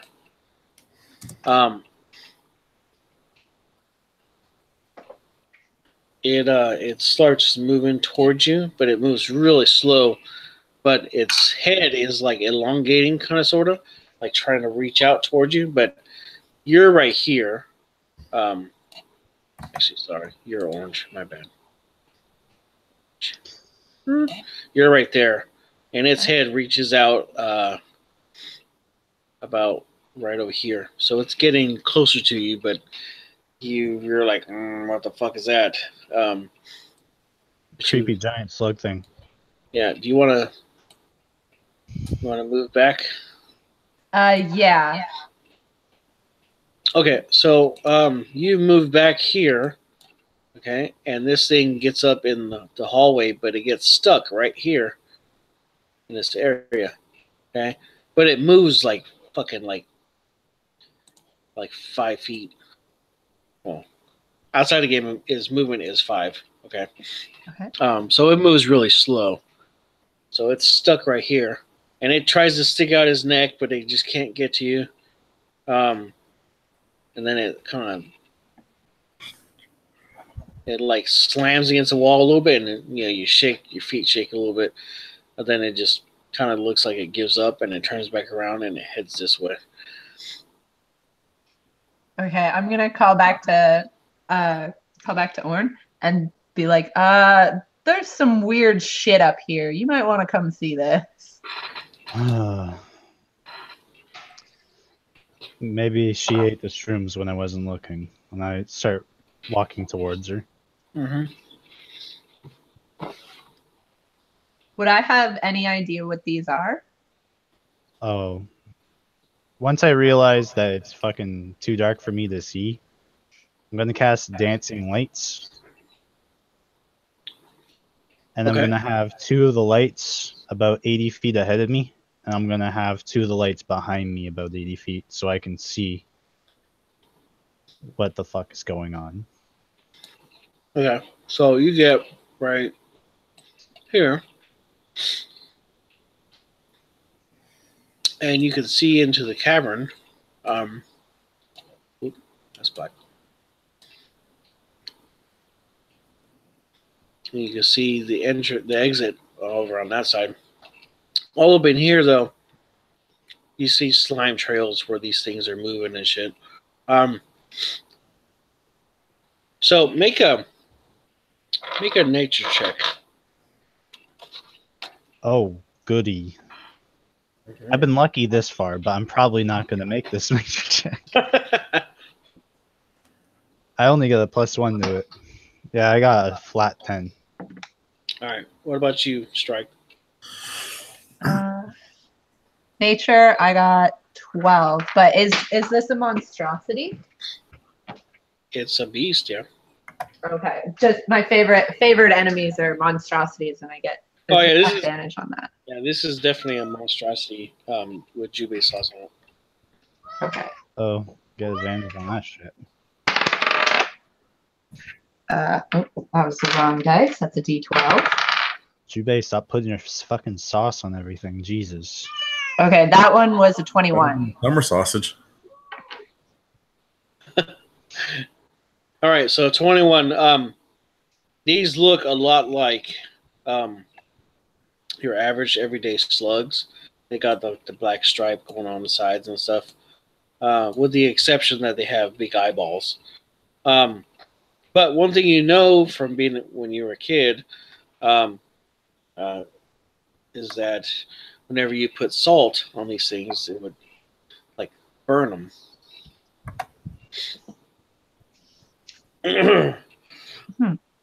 Oren, you don't happen to have any salt, do you? I'm gonna just kind of like straighten my back at the thought of what the hell is she talking about. I'm gonna turn and look at her like, this is not something I'm willing to eat. And as much as I'd like to be carrying some salt, I can't. Okay. At least not enough to throw on this giant thing. It hurts them. I wasn't necessarily wanting to eat them, although they're probably a delicacy. Yeah. So, freebizer. Is that freebizer? It's free beast. Free beast. Okay. Free and if it was free beast or your name was like name free beast. Yeah. Okay. All right, so freebies. You are chilling out, and you are a druid, right? Yes. Okay, so you're chilling out and fucking in some fucking like cove down by the ocean and shit. Actually, you're a Tabaxi, right? So Tabaxis are more of like jungle-ish. Yeah. Okay, so Strike. For shit's sake, you're gonna know this dude, okay? Okay. He's gonna be from your tribe. So, freebies. Okay. So you're from this tribe, right? And you know there's this other fucking one of you that had took off not too long ago. Just wanted to see the world, and the name was Strike, or and you're just like, I want to do the same thing, Basically following him. Yeah, basically you kind of followed him, and finally you kind of got to where you think you lost the trail, but you didn't, and you ended up in this town called Illumina, okay? And fucking, you asked around, and you ended up getting some directions to this place called the Unnamed Adventuring Guild. And you walk in, there's some different people in there. This big fucking looking big dude with a spike ball and chain. He's like, yes, hello, can you understand me? Yeah. He says, okay. Oh, okay. He says, yeah, go talk to that bald gnome dude in there. All right, so you walk up to this bald gnome's office, and you see this little gnome dude. He's behind the desk. He's like, hello. How can I help you? All right. That was weird. I'm searching for a friend of mine. He says, okay. You have to extrapolate a little bit more. I'm looking for a friend of mine that looks similar to me, but named Strike. Oh, yeah. We signed her up not too long ago. I haven't seen her today. Oh, I seen her this morning, but I haven't seen her since then. He says, well, she's part of this guild. He says, if you're looking for work, you definitely can work here. He says, and he pulls out a contract because Pickens is always about contracts. He pulls it up and he explains a bunch of shit. And he's like, some of your money go to us and the rest of it's yours and blah, blah, blah. You can sleep here and eat here and all blah, blah, and all sort of shit. And he says, all you got to do is make your mark or sign right there. And then whenever we have jobs, we'll call upon you and you'll get paid and all that good shit. Okay. Mark. All right. He says, good show. All right. So you're just, he puts out his hand to shake your hand and you're just about to reach out and this little dimensional door pops up underneath you and you fall through. And you hear Pika say, fucking Jubei, right? And so then you drop out of the sky right here and you fall and you land on your feet and there's this little goblin in a red dragon suit floating on top of a gold dragon right here. Okay. And he's like, hi. He says, my name is Jubei. I suppose you are part of the UAG? Yeah, like 2 minutes ago. He says, oh, fast. He says, go down that way. And he points down this way. He says, they need your help. And Who's then he says, some of you are guild members. He's some dude, some dragon guy, and some fucking cat person like you. Oh, cat person. Oh, Yeah. Tabaxi? Okay. He says, that's whatever you guys call yourself. I say cat people. All right. He says, here, and he hands you a little salt shaker. He says you might need that. Well, they ain't no Mikotes, that's for sure. So you head down this way, and you see 6 bodies of goblins in different orders of disarray and hectum. And then you're like, okay. And you walk down this way, and you can start hearing the meow. And you say, it sounds familiar. It sounds like that girl that you're. And then you hear them starting to talk, and she's meowing some more. She sounds a little worried. And Stop then fucking meowing. That one's not me. okay, so you get down here. So Strike, you're just like, how in the fuck, or how in the cat ball are we gonna fucking find some damn salt? And Orange's like, I don't have any fucking salt. I wish I did. Or I mean, I whatever. have he said. salt, but it's like in a small pouch, and I can only get like a handful. Mhm. And so you're looking at Strike, and behind Strike you see another tabaxi walking this way, and you're like, did I eat a fucking mushroom? Am I seeing double? Anyways, yeah. So this guy starts walking down the hallway towards you guys. All right. So, Oh. Well, I don't know him either. He must be new too. Mm-hmm. And I turn around and I'm like, oh, Freebase, what the hell are you doing here? following you? Creepy, but can I please draw our attention to the giant-eyed slugs? Well, if somebody had have brought a little more salt, maybe we could get past them. You didn't bring any. That weird dude back there gave me some. Weird dude. Yeah, the one that kind of said, "Here, go there." Was he on a yeah. dragon? Yeah. Yeah. So this little dimensional door opens up above you, Freebase, and a UAG badge drops down. They forgot to give you your badge. Sorry. Oh. But yeah, this like weird thing on some kind of blizzard thing. Also, summer sausage accompanies it. I'm gonna fucking take that. Just saying, we don't get a lot of nice food outside of the Panthaway. Yeah. So I'm gonna legitimately put long summer sausage in my backpack. You try to eat fucking raisins and bones and shit. Fucking Brendan and his shit. Yeah.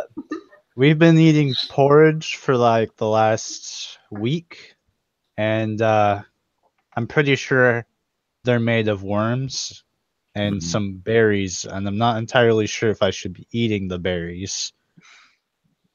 That's good for you. Though at the same time, I don't want to tell him because I think he might kill me in my sleep. Maybe.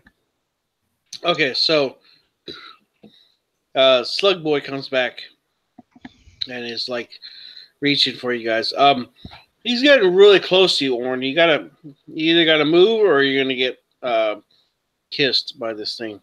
I'm gonna back up and I'm gonna fucking give him a firebolt. Okay. And I'm not gonna cast firebolt and shoot like a bolt. I'm gonna do it like a fucking flame slash. I'm gonna pull up my sword and I'm gonna slice it, and this platinum flame is just gonna come out like a wave at him. Okay, so you hit him. Fucking Jesus. It sizzles on him. Yeah, you can tell it hurts him. And it's like, "Ah!" Or, well, it wouldn't be like, or whatever, like that and shit. Because it's a slug. You're welcome for the sound effects. Yeah. So anyways, you have salt. So, well, I take out what little salt I have. I'm like holding it in my hands. I kind of open up the pouch and I say, let's give it a shot. And I take a pinch and I just throw it at him. So it hits this thing like right here, right? and it starts like melting into him like that.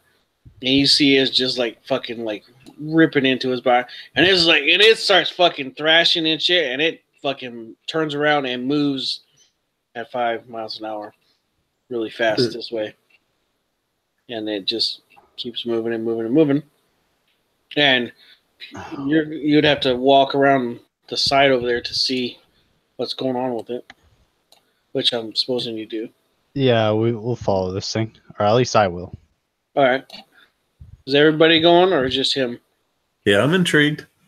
Okay, I'll go. so yeah, so you walk around and this thing is like got this fucking like burn hole right through the middle of it, and you could see where the shit is just fucking them up. But it's thrashing along. And these other two are like kind of moving closer, right? And they start taking bites out of him. I guess they sense weakness and they're just like, fuck it, marshmallow up, and they start eating this fucker. So, they start eating this thing. Well, we might as well seize the advantage. Seems to be the wrong way of putting it, but that's the only way I can think of. So let's just do that.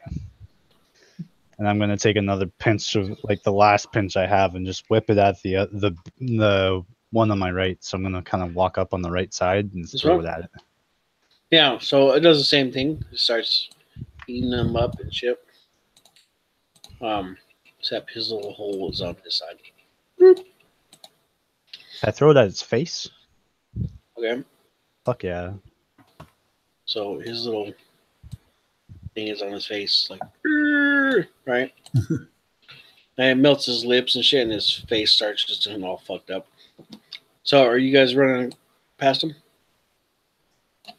Yeah, well, might as well. That's two bodies for that big motherfucker to eat. All right. So you get up over here. And as we're running, I kind of let out a kind of sad sigh because that's the last of my salt. No Never more gonna see taste for your salt. food. I'm just thinking in my head, I'm gonna have to mine that shit at some point. Or you could ask the fucking elves. They might have some. Oh yeah. Mm. Or ask if they know where I can mine some, because I have 2 mining picks. Mm. But let's get the hell in there. I'll leave my Alright. guiding light, dancing lights behind. Fuck those things. That's right. Fuck those things. And I'll recast it again once we get to this next little entrance here.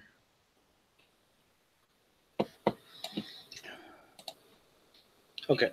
So, now you guys are there. And meanwhile, this thing is going down still. So, if you're looking at it from the top view, these are above this cavern here. Okay.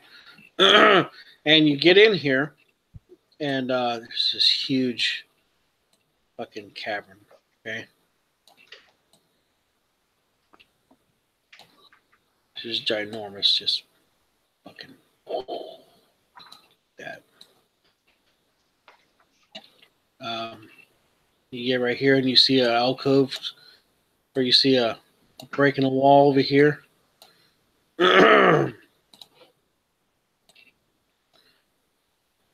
You guys are right there. So your light is over here, 80 feet in front of you, right? Right. Yeah, once I cast it, I'll cast it out there. Okay. So yeah, so you get 4 dancing lights that come out of it? Yeah, so basically what I'm gonna do, since I can see that entrance from here, Uh-huh. I'm gonna assume that my character's has a strong sense of direction. So he's gonna assume that this leads back to the start. He's gonna cast dancing lights at the entrance, and he's just gonna start like sweeping them through the area, because they can move 120 feet away from me, and they make a dim light of 10 feet around themselves. So kind of like that? No, more like along the wall. So like. Oh, so you want to trace the edge?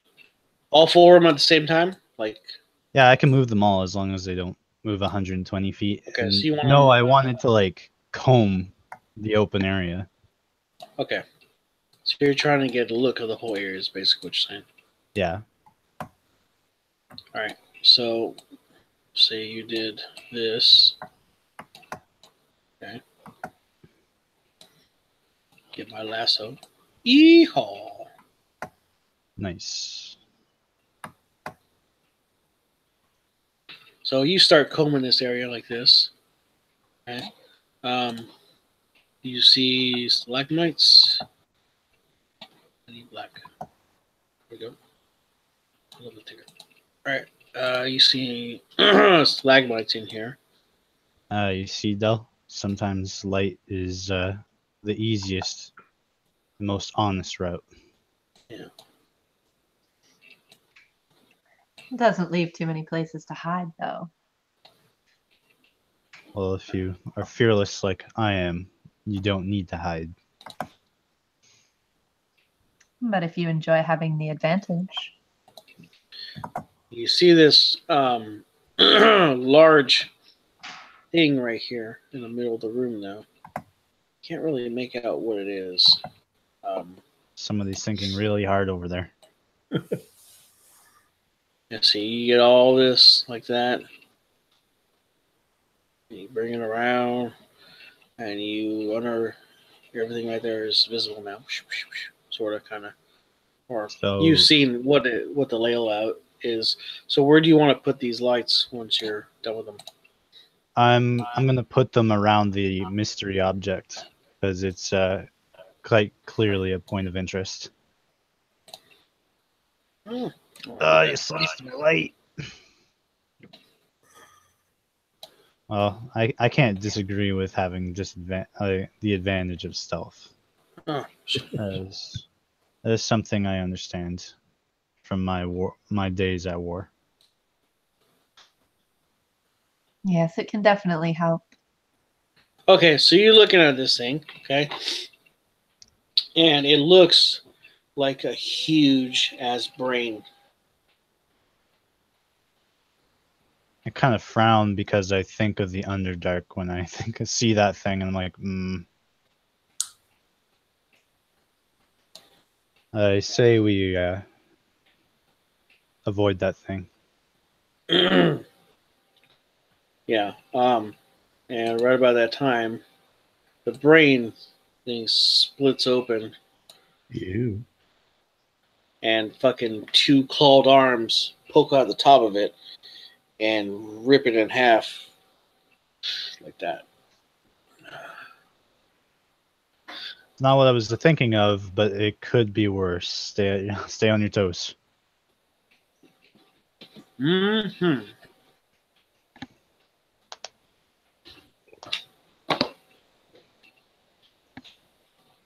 Have you encountered such a thing before? Once on my journey, but you didn't rip itself in half with claws. And I'm not sure if it's the same thing anymore. Though what I'm thinking of can be potentially worse. Then again, I've never seen anything like this, so I say we take the stealthy approach and avoid it. It's gonna be bad, motherfucker. All right, should we stick to the side of to the right side and go up to that other tunnel? Well, is that size that it has? Is that an accurate scaling of it? Of the brain? The brain blob, yes. Well, perhaps we could slay it if we stay in the hallways. Each square is 5 feet, right? Yes, but the what you got to understand is that the brain is just like Shell? like the egg sac. It Oh. doesn't. It just looks like a brain. It's not really a brain so much. I'll propose this. I will shoot at it with a firebolt, and if it's a creature, it shouldn't ignite in flames. But if it isn't, then it will burn up, and whatever inside will be forced to reveal itself. And while the fire burns, perhaps we head to the other entrance and acquaint ourselves with the other tunnel. Yeah, this not gonna be good. It's just a proposition. Of course, whatever is in there could be incredibly powerful. It seems a reasonable plan, so long as you're not averse to pissing whatever it is off. Yeah. How far away from are we from it now? 1, 2, 3, 4, 5, 6, 7, 8, 9, 10, 11, 12. I will move a little bit closer, maybe about 10 feet, and I will use my divine sense. So what does that do? Tell you what it is, basically? I'm not sure if it covers aberrations, which is what I think it is. Or at least what he would think it is. I think we should just avoid that fucking thing. But since you know the location of any celestial, fiend, or undead, so not aberrations. But I'll still use it. Yeah. It's okay. It is an aberration. Oh, it doesn't. My ability doesn't cover that. Okay. But I will, once I realize those three options are out of the way, I just kind of say, yeah, we probably shouldn't touch that thing.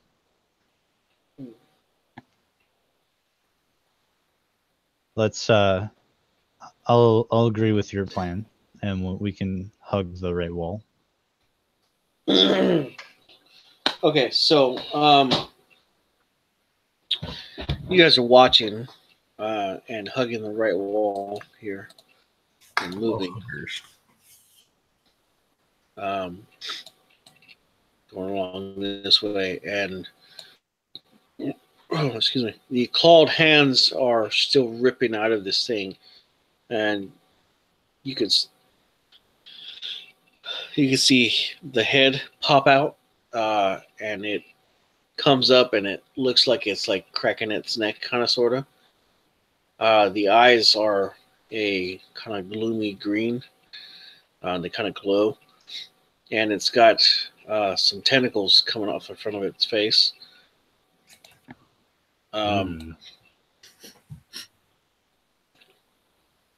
Yes, tentacles. Nothing good comes from tentacles.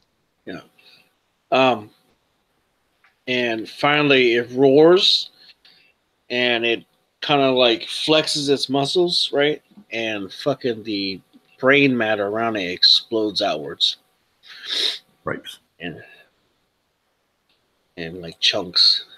One chunk is over here. Chunk goes over there. There. Yes, this is definitely a chime for cunning instead of strength. That one splats and ends up over here. Yeah.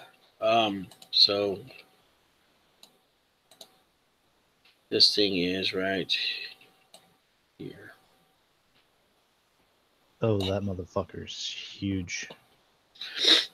But the weird thing about this thing is that yes, it has tentacles on its face. But parts of its body is like missing, like it hasn't formed totally all the way. So it's got like stumpy legs, and kind of the arm is kind of deformed a little bit. And it is looking at these dancing lights, and when it walks over to this one right here. I will have it move away and just kind of head away from us. so maybe it'll follow it. That goes this way.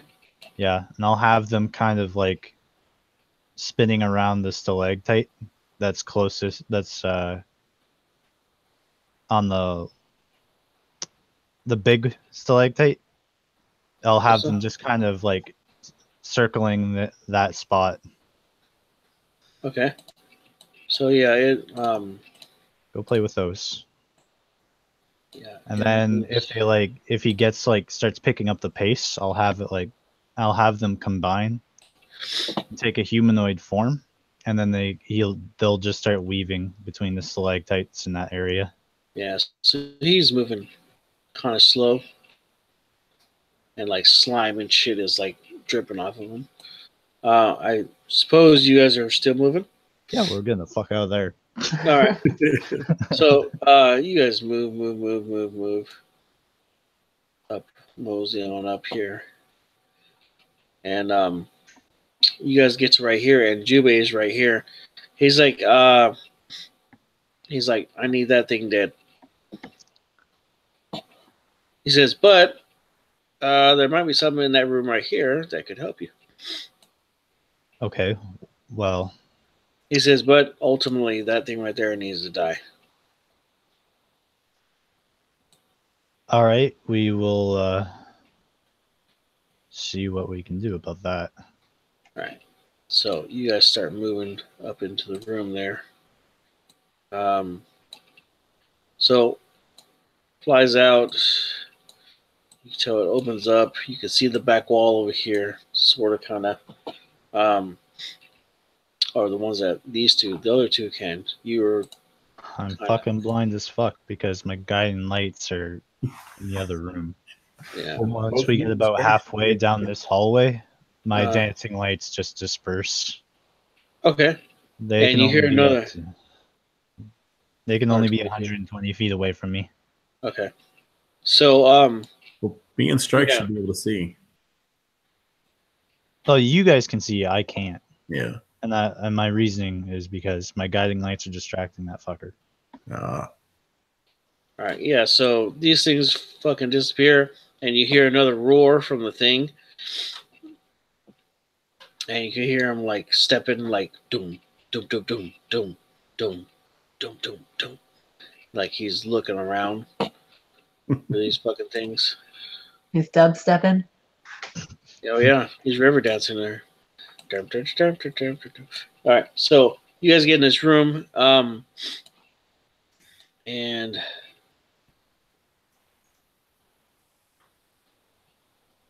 yeah, get in here.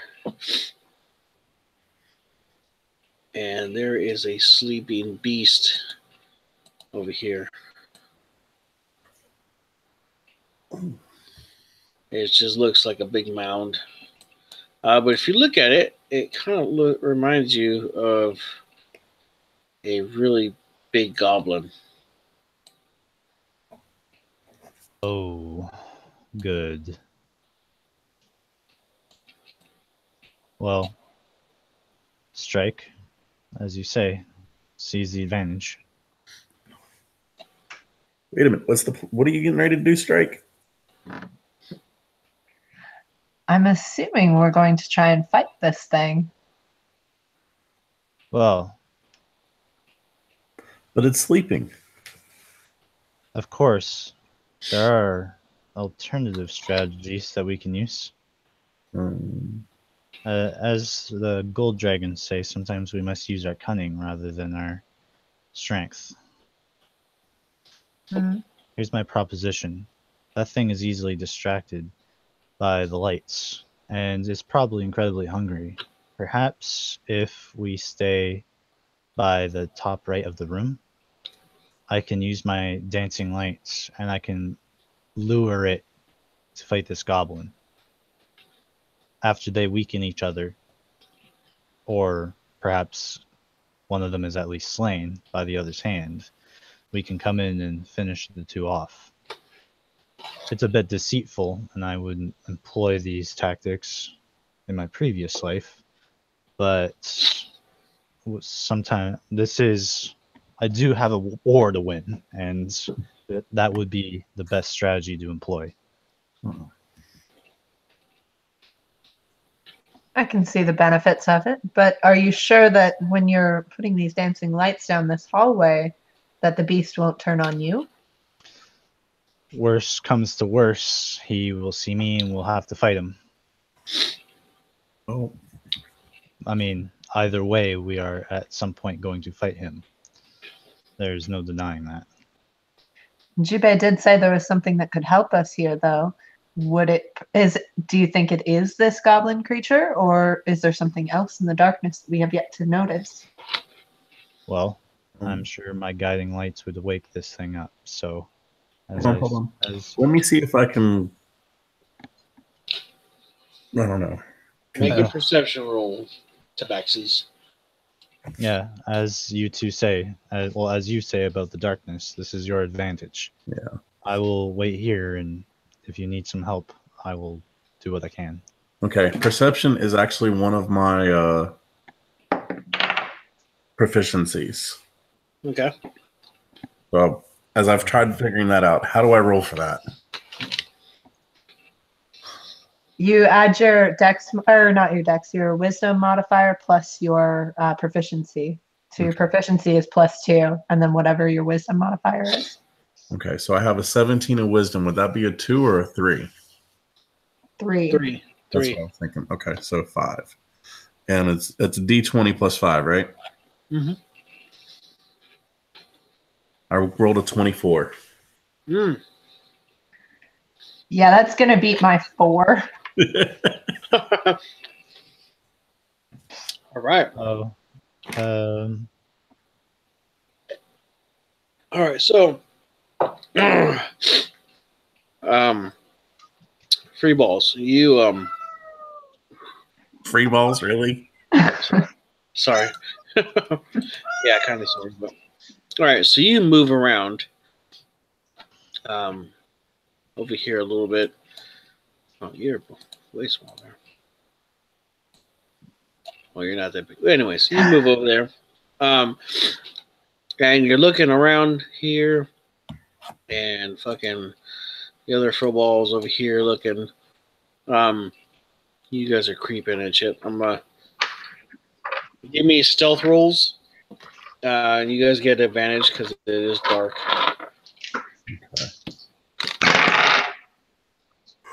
Remind me what stealth is using. Is that Dex?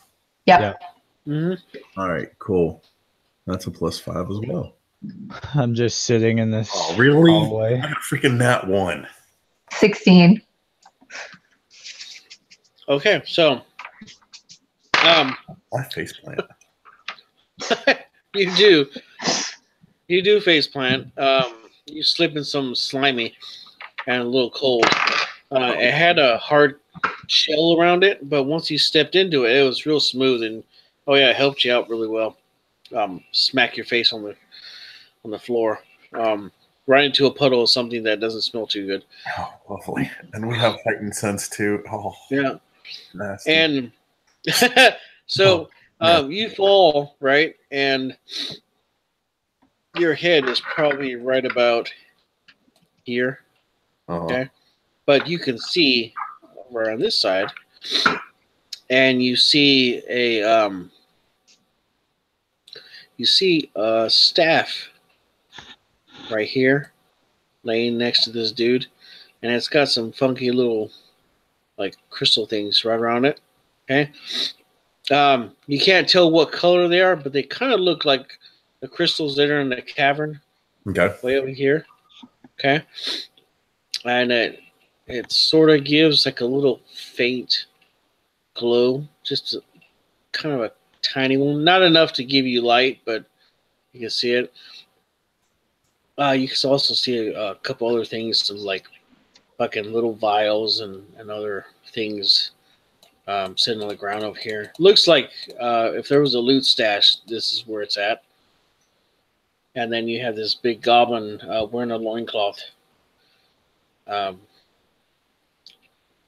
slobbering and sleeping right there. But once you smack the ground, he kind of rouses a little bit, but then he goes back down, and then you can hear him starting to snore again. I guess he must be immune to the noise or used to the noise of the thing out there. Yeah.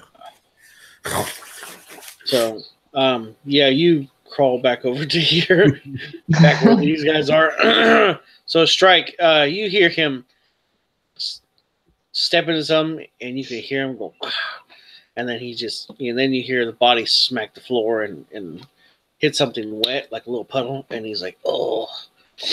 There should be a nice perfume in the air too now. Yeah. Yeah. So you guys can smell a little bit of fecal matters. But you are able to move over here without any hindrance, and you actually move right here, and you see the same shit. You see a staff there, but right over here, you can see a nice looking like sword right there. It was kind of tucked in over here right where the dude's legs are and shit. Of course. Can I creep a little closer and see if I can grab some stuff? Sure. So make an opposing stealth roll. Is this at advantage as well, or just straight? You can have it with advantage, yeah.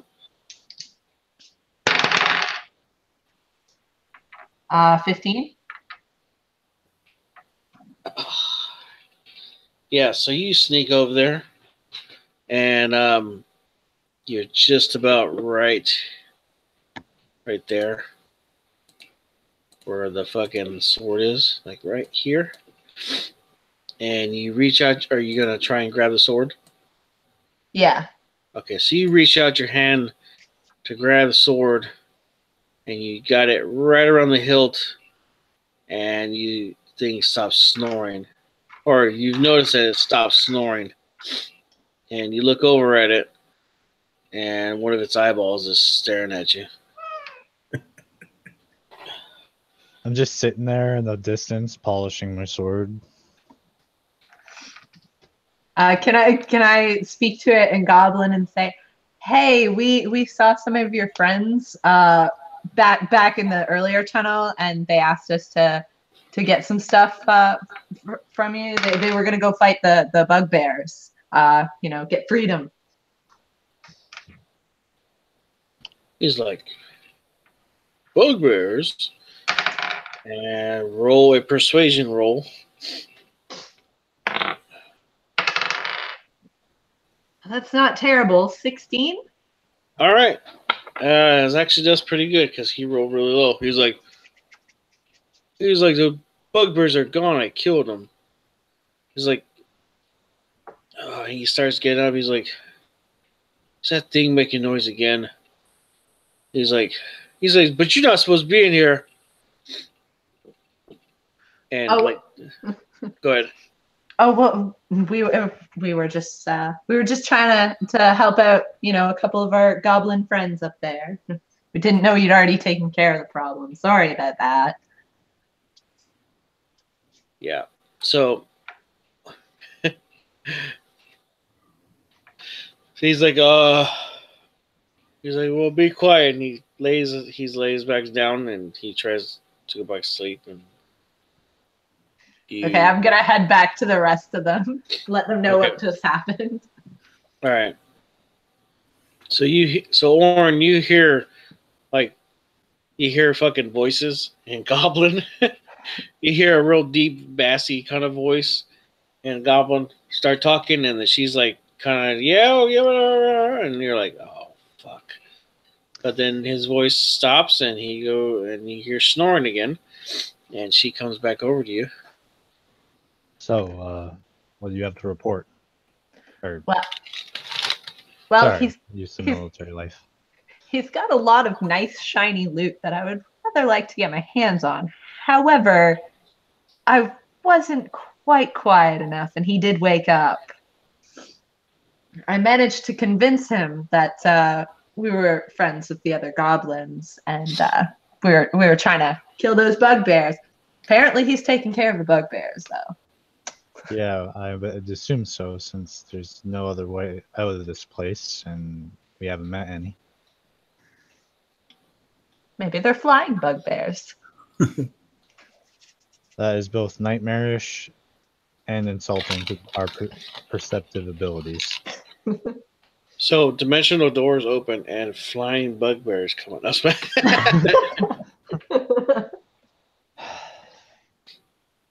It really is bugbears. They're like little tiny bears with bug eyes, and they're just like flying around you guys. I reach into my backpack, kind of slip through, put my hand in the chest, pull out one of those shrooms. I'm like, I swear I haven't eaten any of these yet. One of them stops and says, "Jubei sauce, fucker," and he's like singing and shit like that. All right, get out of here. We have a goblin to kill. He's like, "Whatever," and they fly off in like formation. So there's like 10 of them. So, of course, we should probably slay this creature and take what he has. All right. Well, he has gone back to sleep, so in theory, we have the advantage. He doesn't know the two of you are here, just me. Well, do any of you know how to use a little ball of light? I can't see, and if I use my dancing lights, any of my spells won't work. No. I have a torch. Well, I kind of need to be holding my shield. Maybe if we threw the torch in the middle of the room, would it light it up enough for you?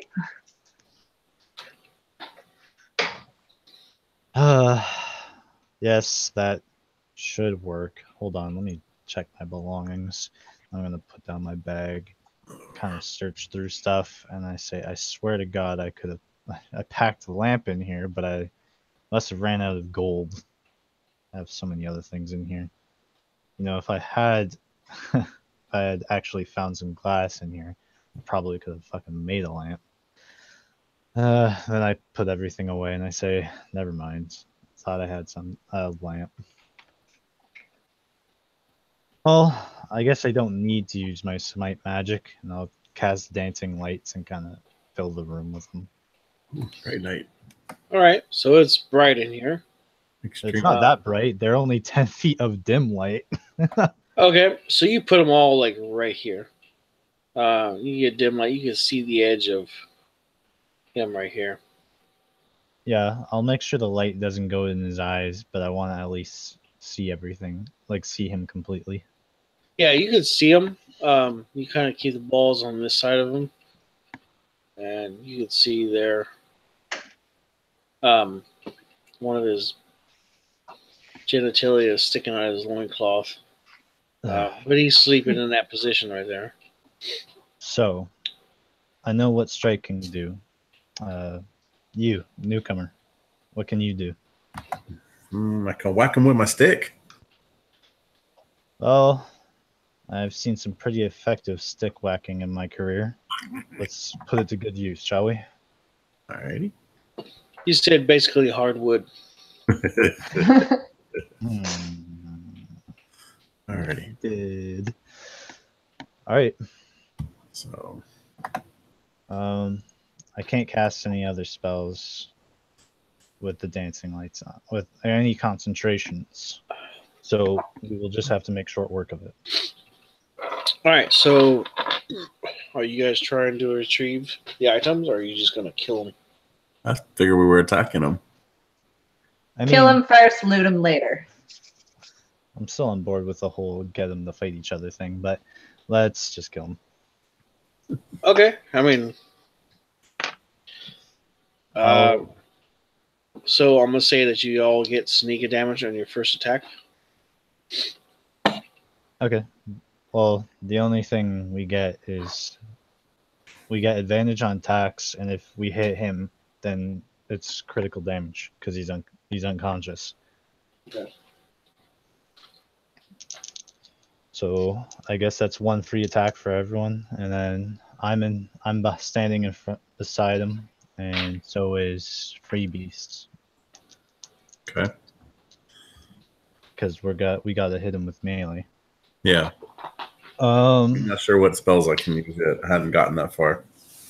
So is a 19 going to hit? Oh yeah, it's gonna hit. All right. For a melee attack, what would I be using? Quarterstaff or No, a no, I mean like scimitar? attack wise. A Stat scimitar? wise. I've got a quarterstaff. It's if you're two-handing it, it's 1d8 Okay. and then plus your strength. Which to is hit it would be your strength modifier and your proficiency. okay. So a 12 would give me a +1. Yeah. Okay. So you basically have a +3 to hit. I think. Yeah. So +3 to hit. Okay. Sorry, guys. I got a 10. I will put one level 1 smite on him as well. Divine smite. I'm gonna hunter's mark him as well. So I will deal. So a 19's a hit. Critical slashing damage is 13, 17 slashing. And for my divine smite, I do 2d8 normally, but with critical damage, I do 4d8. And that's 10, 15, 18 radiant damage for a total of 35. Nice.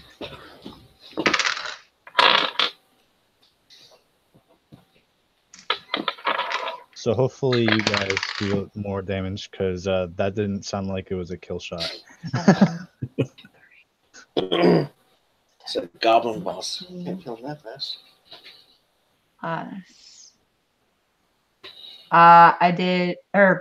rolled a nat 20.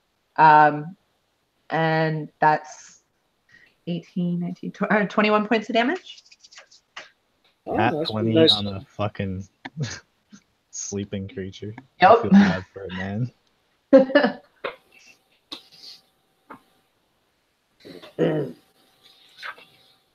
Right. How much damage was that? 20?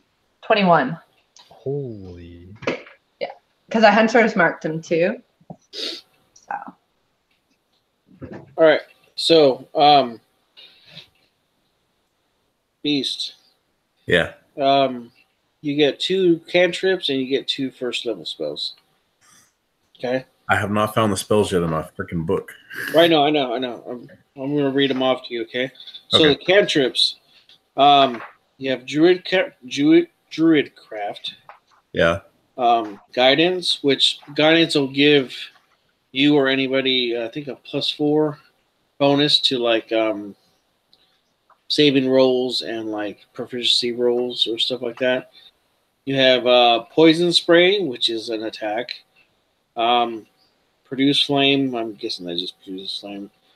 You got shillelagh, which makes your staff a magical weapon, a +1 weapon. That would probably be a good one. Thorn whip is probably a good one too because it'll hit them with thorns and then I think pull them towards you. Or something.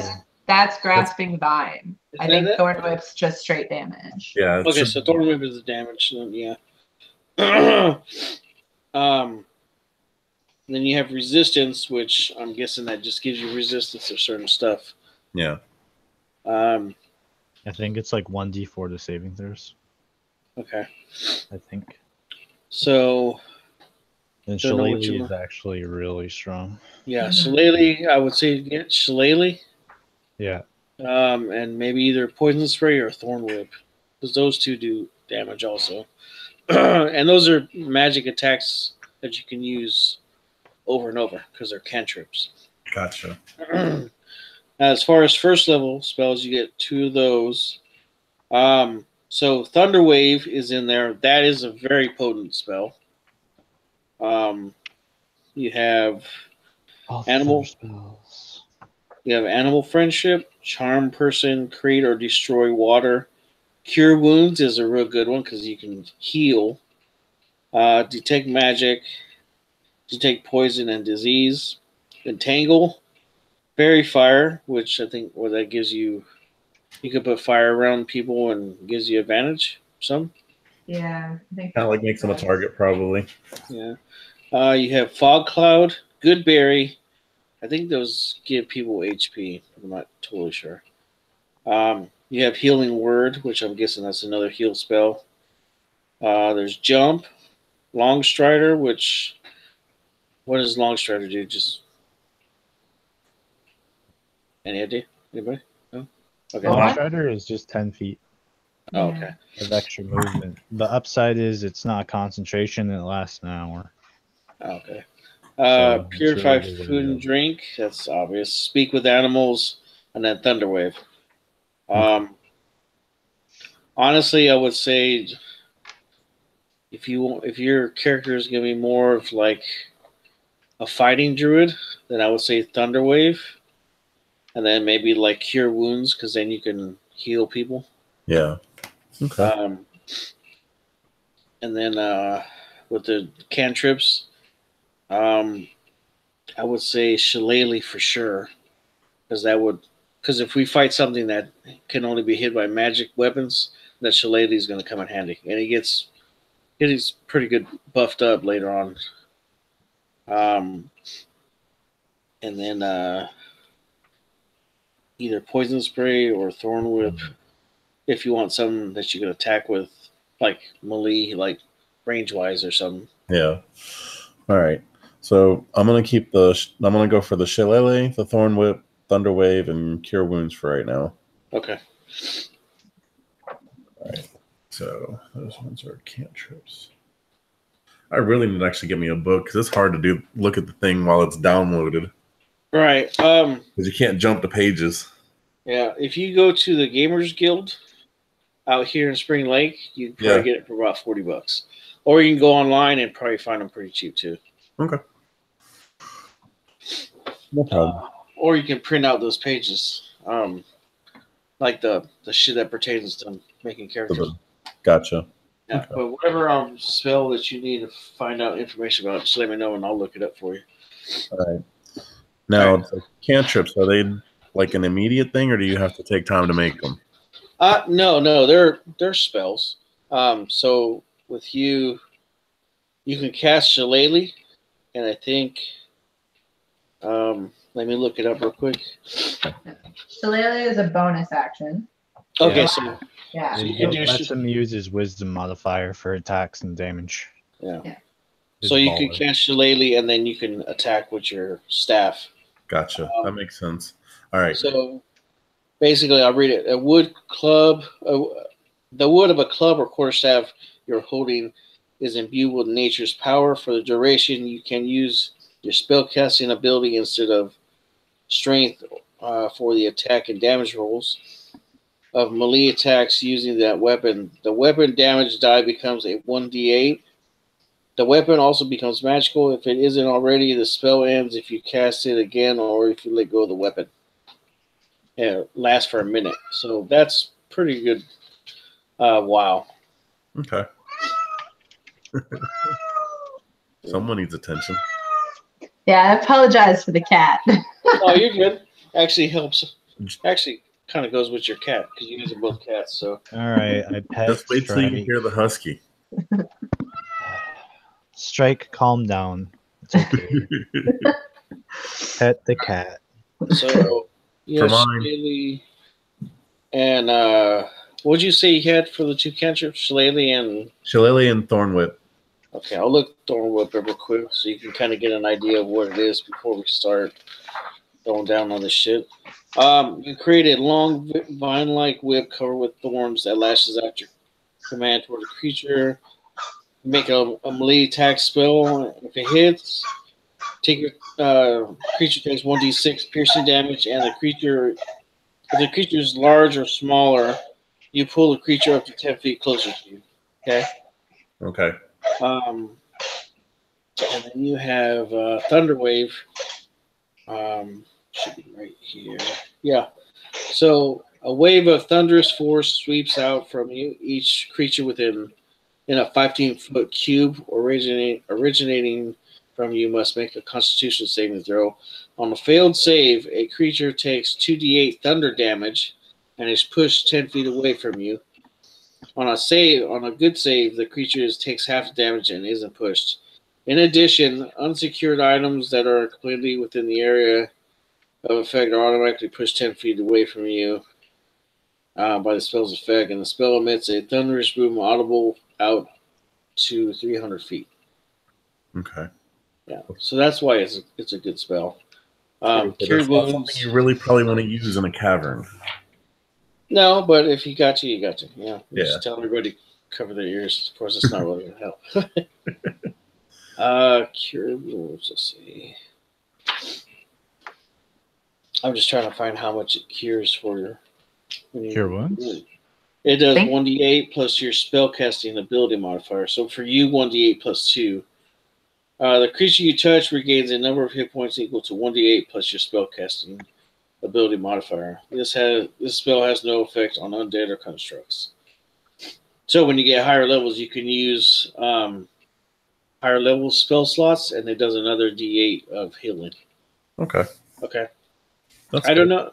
On druids, do they do the same thing with like clerics, where they just have spell slots and you just burn them up for whatever spell you have? Yeah. Okay. So The spells they memorize and the spell slots they use are two separate things. okay. So when you're casting the spells, you got 2 first level spell slots, okay? Yeah. You can either use 2 Thunder Waves, or you can use 2 Cure Wounds, or you can use 1 on each. Okay? But the cantrips, you can use them as much as you want. Okay. All right, so that's a breakdown of those, and then we'll get back to laying the stank. All right, so Alex does crazy amount of damage. Strike does 21 points of damage. My total was 35. So between the 30. two of us. Yeah, it's 56, I think. Yeah. All right, so this thing. So Mike, what are you gonna do? I'm gonna go ahead and cast the shillelagh on my quarterstaff. Okay. Shillelagh. Shalala. I have the power. Yeah. And I still need that MP4. I need to tell Matt. I need that as a button, damn it. Right. and considering he was laying prone and just for the hell of it, and his nads were hanging out, that's what I'm aiming for. Oh man. No. Even I didn't do that. Sucks to be him. So yeah, you come over here.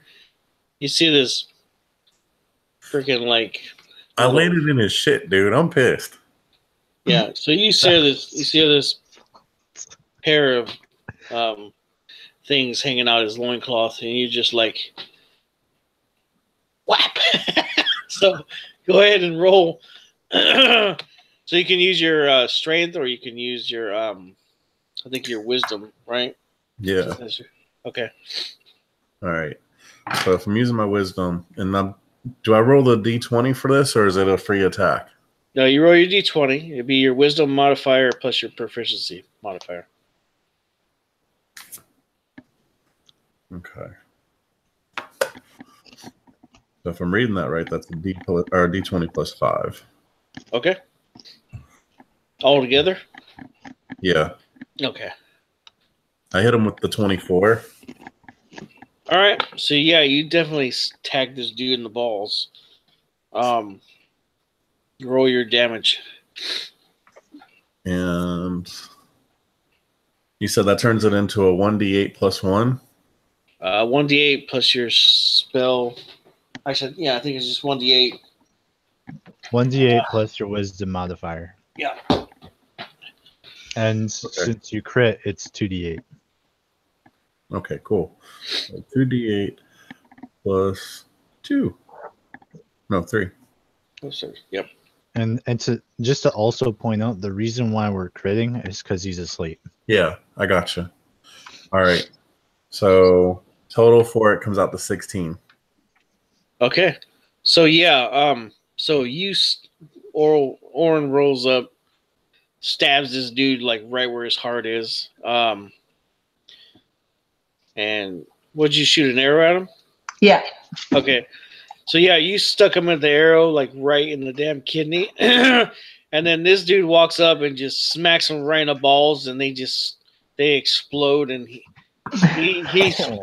screams for a little bit and straightens up. Then he just kind of like spasms. Sorry. He spasms and fucking like he's laying still now. That's not the fate I wish to bring upon any creature ever again. Pull my sword out of him. I feel a little bit bad about that, and I pull my arrow out of him. Yeah, it's like the most like sickly, like wet whap that you ever heard in a long time. Let's I wipe his juices back on his loincloth. Yeah. yeah, let's get back to evaluating this equipment you saw. All right. So, you find a staff here. Okay. Somebody's gonna have to roll Arcana to see if they can recognize what it is. Well, let's hope I get lucky. Come on, above a 15. Oh, you won't believe that. That's a fucking nat 20 for a total of 21, boys. Holy fucking shitballs! Horn All right. Fathos knows things tonight. I'm glad he knows tonight. That would be terrible if he didn't. I just found all this shit and I don't know what it does. I just thought later I'd put it in my mouth. All right. So I'm not even that curious. I want you to roll a.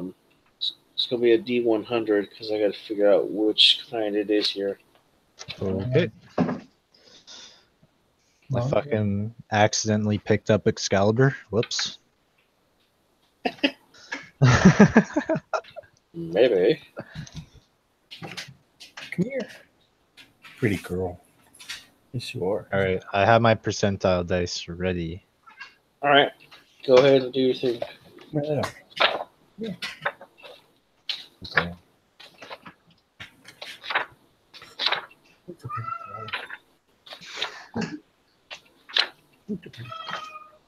You roll whenever you need when you're ready.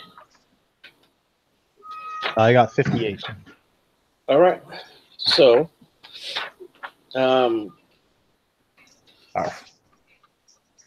check that real quick.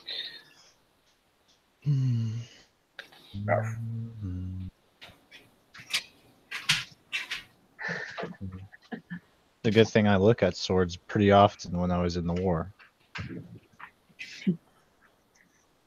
I hope you mean the metal ones. So isn't this like a glass sword? Either way. It says, 300 years, you get pretty bored. Gotta spice it up. Hey. Nothing wrong with that.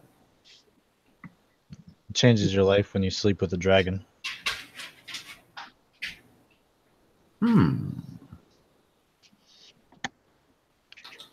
Interesting. Okay, so you find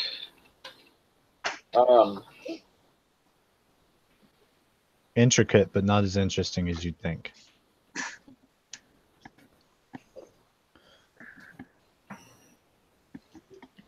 Still worth a thought.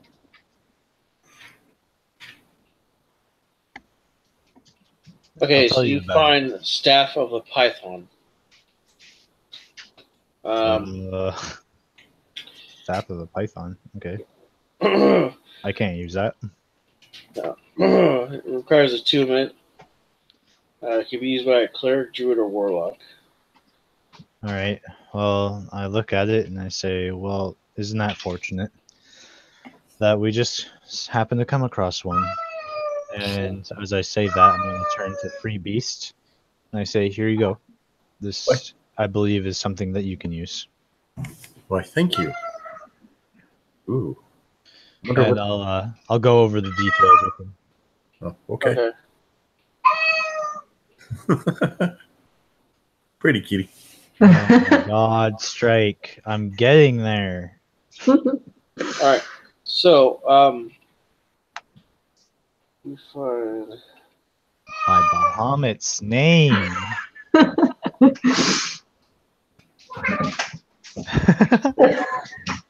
You hear the kitty, Lonnie? You hear the kitty? Kitty on there too.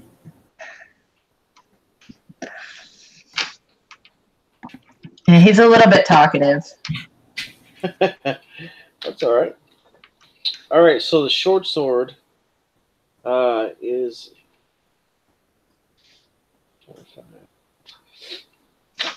Well, anyways, you find this stone. It looks like it looks like a cat with a green eye. And the gem is where the eye of the left eye is. Lay down. Lay down. And it's Lay down. Lay down. you see it's what is it? Stone of good luck. A luck stone. Oh, You get a +1 bonus to ability checks and saving throws. All right, and then the short sword. ooh, that's something I really want. But it might not be the thing that I should What? keep. What?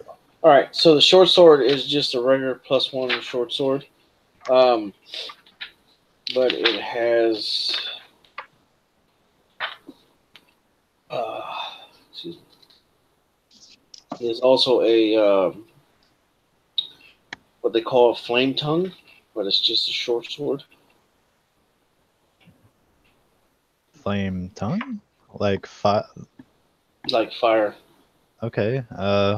What's flame tongue do?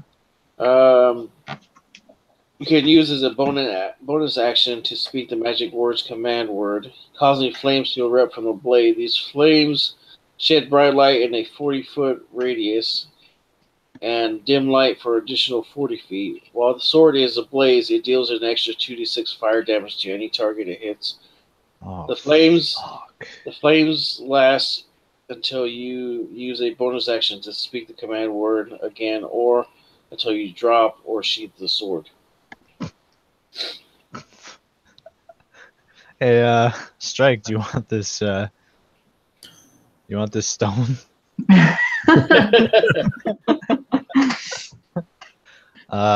No. I'm trying to think back on my own members of Panthaway, and the only person who I think would be able to use this is Tedek, and actually, my Kenku friend could use this. So, oh, he's stealthy, but it'd be a huge burst in his damage. Yeah. So I'm gonna kind of look at the two of them, and I'm gonna I would like to keep this sword for my Kenku friend, if you don't mind.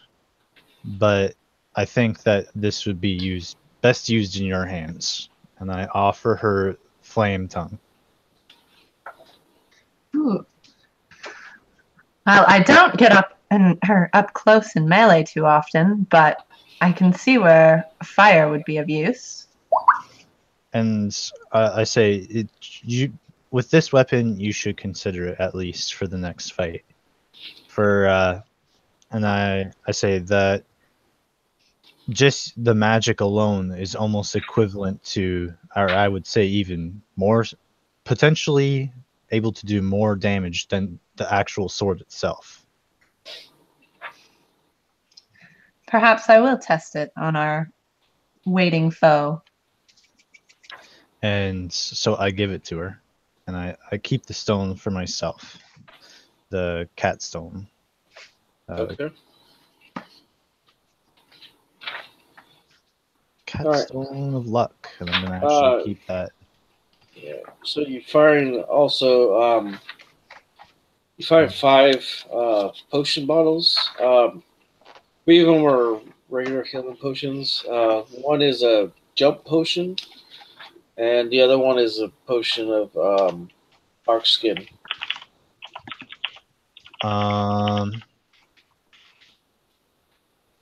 The potion of jump, I think, should go to Free Beast. I could use it. Well, does he look like he's strong?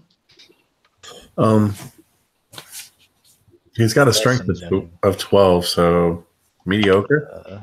Okay, I'll keep the jump potion, and I will give the bark skin one to. Actually, yeah, I'll give him the potion of jump because it looks like he'll need it, and I'll give the potion of bark skin to Strike. Okay. I'll tell them what it does. So this potion is a potion of jump. When you drink it, it will triple your jump distance and height. Sweet. And then I give the other one to Strike, and I say, this is a potion of bark skin. It might not taste very good, but after drinking it, your fur and your skin will become bark-like, and it'll be harder to hit you, or at least pierce through your skin. And mechanically, it changes your base armor to 16, and you can't drop any less than 16. Okay. How long does that last? It lasts an hour. In return, when you give her the potion of bark skin, she's going to offer you a potion of hill giant strength. I'm not a particularly strong character, but I feel as though this could very much benefit you. Yes, I think I know a perfect little friend of mine that could use a bauble like that in the future. And I'll take the potion of hill giant strength. Okay. And then the 3 regular healing potions, I'm going... How many do I have? I have none of those. Oh, I have 5 already. So I will give 2 to Free Beast. And I will give 1 to Strike. Okay. And then the 2 are graders. The other 2 are graders. No, they're all just regular healing potions. Oh, okay. Then I will give them another 1 each. Because I already have 5, and as it turns out, I have access to special herbs. So I don't need healing potions as much as I think I do. Everybody make me a perception roll. Oh, fuck. The lights. Well, you got your dancing lights right there. Yeah, I know. You That's moved what them over there. only 12. 13. Hold on. 14. Oh, wait. Alright. Hold on. I have 2 in there. My bad. 20. Okay, so you're all looking. Beast, you happen to look underneath the fat dude's stomach, and you see a pearl. It's a pretty good sized pearl, probably about the size of an eyeball, but it was sticking under his stomach, so you guys couldn't see it like right off the bat. So when you pull this thing out,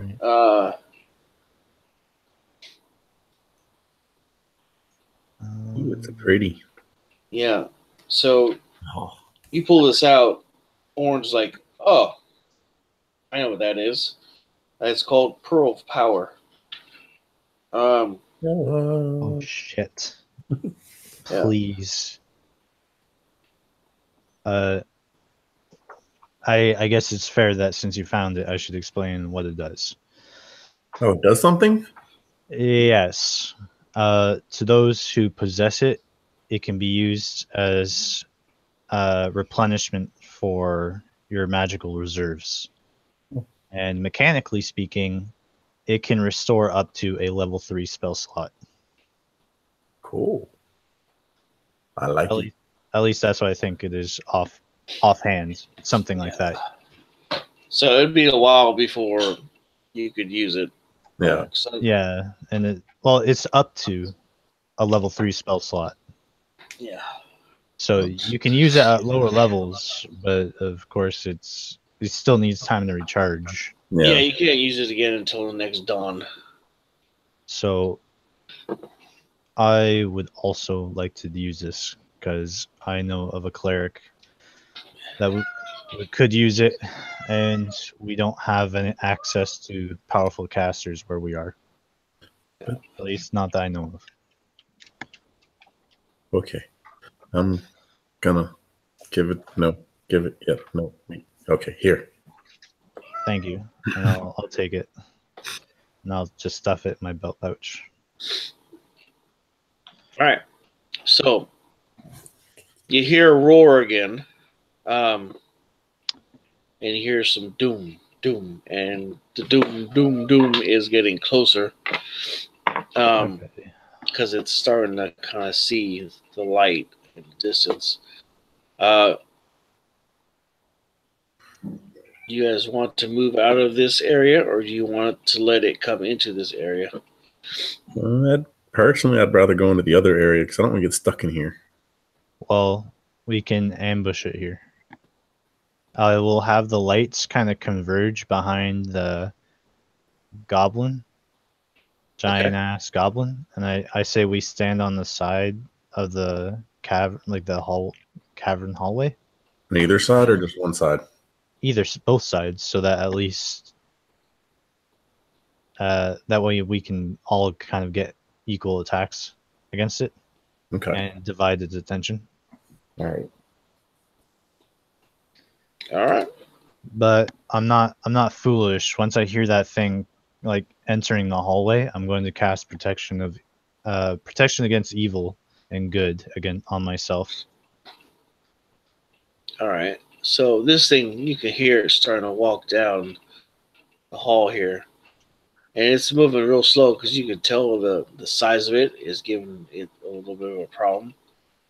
Then it breaches, and it's looking at this fucking light, and it gets about right here.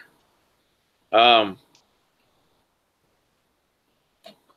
it reaches down and hits the fucking dead goblin, and it just starts beating the shit out of it, but it doesn't know it's fucking dead already.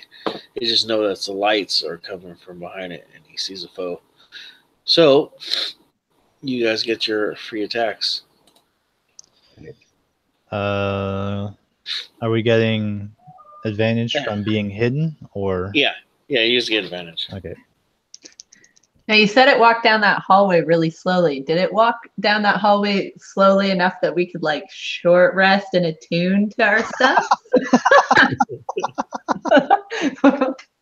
No, I don't think we have that much time. Well, you guys were looking for a while. Yeah, you guys can attune to a shit. Yeah, so you can attune to the staff of the adder. I would be able to attune to my is the stone of luck require attunement? Damn it. And does the pearl of power require attunement? I think the pearl of power does. I can use it Hold on a second. Let me make sure. for now, at least. I don't think it does.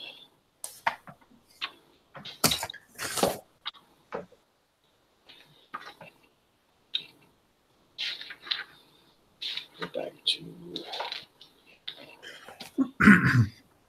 Yeah, it does. Okay.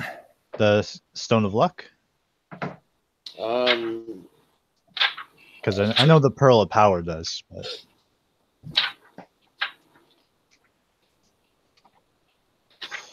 this is about to become one badass fight. I can smell it. So what does the staff of Python do? Stone of Luck does require attunement. Okay, it does. So does the staff of Python. So I will attune to them both. Okay. So the Python. You can use an action to speak the staff's command word.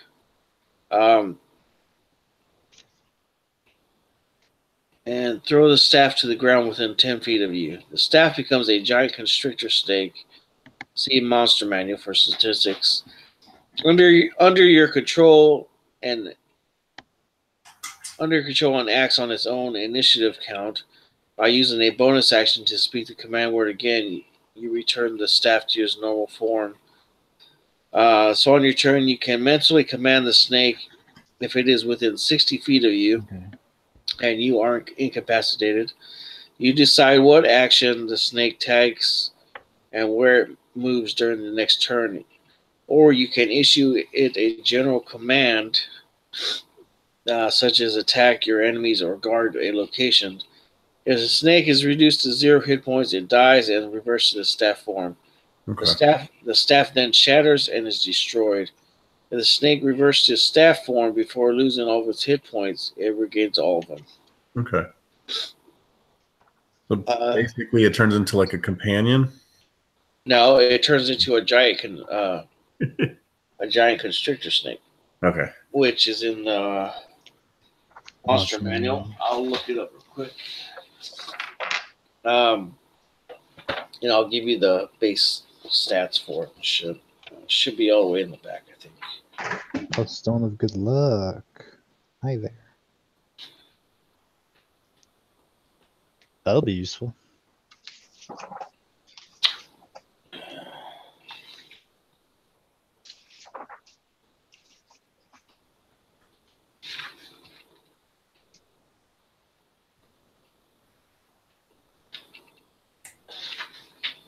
Where the hell are you? There we go. All right. You need to write this down I am. real quick. All right. So, has 60 hit points. Okay. The AC is 12. Okay. Speed is 30 feet. Okay. And it swims at 30 feet. Okay. The stats are the strength of 19. Okay. Dex of 14. Okay. Con is 12. Uh-huh. Intelligence is 1. Wisdom is 10. And Okay. Charisma is 3. All right. I'm going to give you the modifiers for each one. For strength is a +4. Dex is a +2. Con is a +1. Intel is -5. Wisdom is +0. And Charisma is -4. Let's see. Skills has Perception +2. And Senses has Blind Sight 10 feet. And his passive perception is 12. All right. For its attacks or its actions. It has a bite, +6 to hit. It has a reach of 10 feet. And it does 2d6 +4 piercing damage. You said 2d6 +4? Yeah. Okay. All right. Then it has constrict. It's +6 to hit. The reach is 5. Only hits one creature. Does 2d8 +4 bludgeoning damage. All right. And the target is grappled. Is grappled when you hit. The escape DC is 16.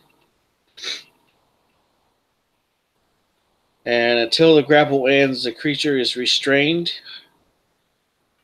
And a snake cannot constrict another target. Okay.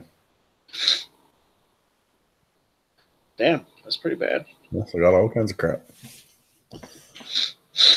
Wow. Hey. That's pretty cool because that motherfucker can hook us up. It can constrict this damn thing. You're smart. Mm-hmm. Anyways, I'll keep it open to that in case you need it. Some more. Okay. All right. So, I'm not going to show the map again because you guys already know. He's in our room. Oh no. Yeah. He's in the room with us. Oh shit. All right. So you guys get your attacks. Alright. So with advantage, I got a modified 20. And my damage is 8 slashing. Or, sorry, 9 slashing because you gave me the boost. Okay. And I can't use any smites or anything like that, so.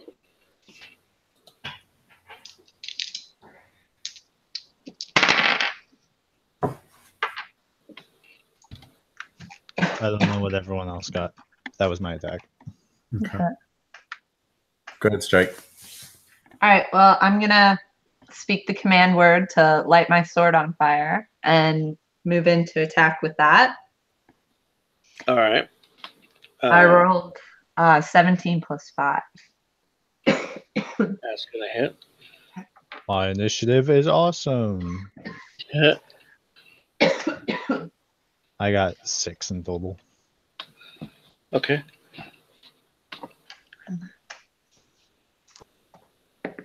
That is totally unintentional. All right. Damn it. Alex, what was your damage you got? I know I got 9, but Yeah, I got. What do you mean, like damage type? no, I mean like your damage overall to the thing, to the goblin. Or, Oh, mine was 35. I had 17 slashing and I actually think it was 16 radiant, so it might have been 33. But okay. So it's 16 radiant, huh? Yeah. Okay, so that's actually doubled. Okay. Against the goblin? It's not a goblin you guys are fighting. Oh, I'm not smiting this guy. Oh, okay. My bad. That was previous damage. The current damage I'm doing now is 9 slashing. Oh. I don't have any more spell slots because I opted. Oh, okay, that's what I was asking. All right, so you had 9 damage. I mean, I can get myself a spell slot back, but that's kind of metagamey now, and I don't want to do it. All right. So you attacked, Strike, and you got a 6 for your initiative, right? What did you get for your initiative, Strike? Or you haven't rolled yet, have you? I have it, but I just rolled an 18 plus 3. Oh, So 21. Okay. Damn. Did you already roll? You already rolled to hit, right? A 17 plus 5 or something? Get him, Strike. So Get him. that is awesome for you. Short swords use dex. yes. So I have 2 plus 3, and then the 2 d6 of fire damage. I rolled 4s on those, so that should be 11. Yeah, I just shot some. And Okay. We got 3 beasts. That girl got us some. Oh, she got 2 times. Are you on one? Yeah.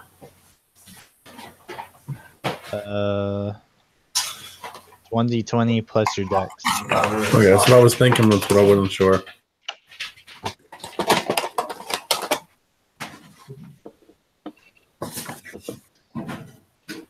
All right. So how much damage did you do? 11, right? Yep. All right, Mike, your turn to It's attack. better than 5. 1 sec. It's better than 9, so see, I told you. Yeah, it's your turn to attack, dude. And roll initiative. Yeah, roll initiative too. I did that right. Yeah. Okay. There's my initial roll. All right. Holy crap.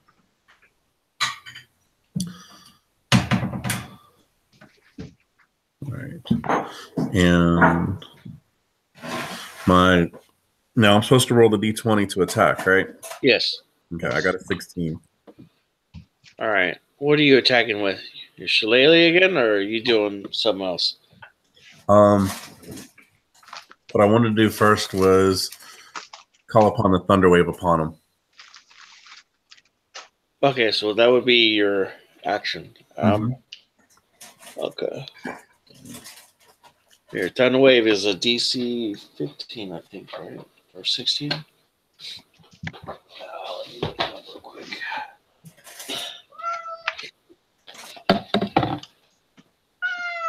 Shit.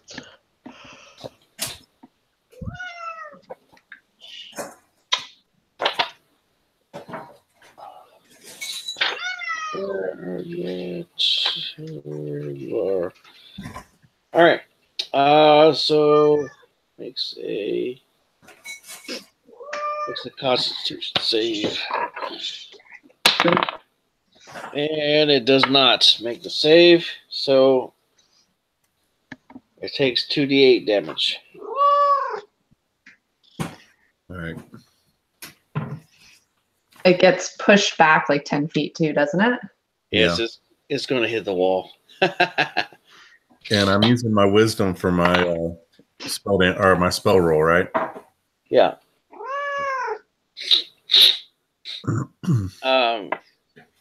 Let's see.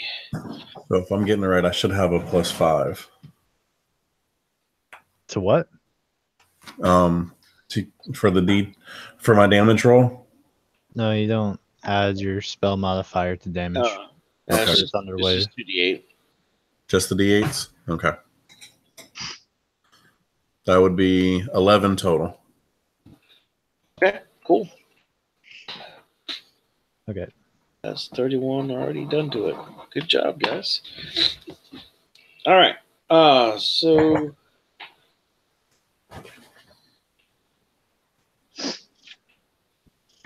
yeah, so you push it forward and it hits the wall. As it makes this is that, and it takes another point of damage. All right. So I'm gonna be standing in between these two if I'm close enough to reach both of them with my protection. Yeah. Okay.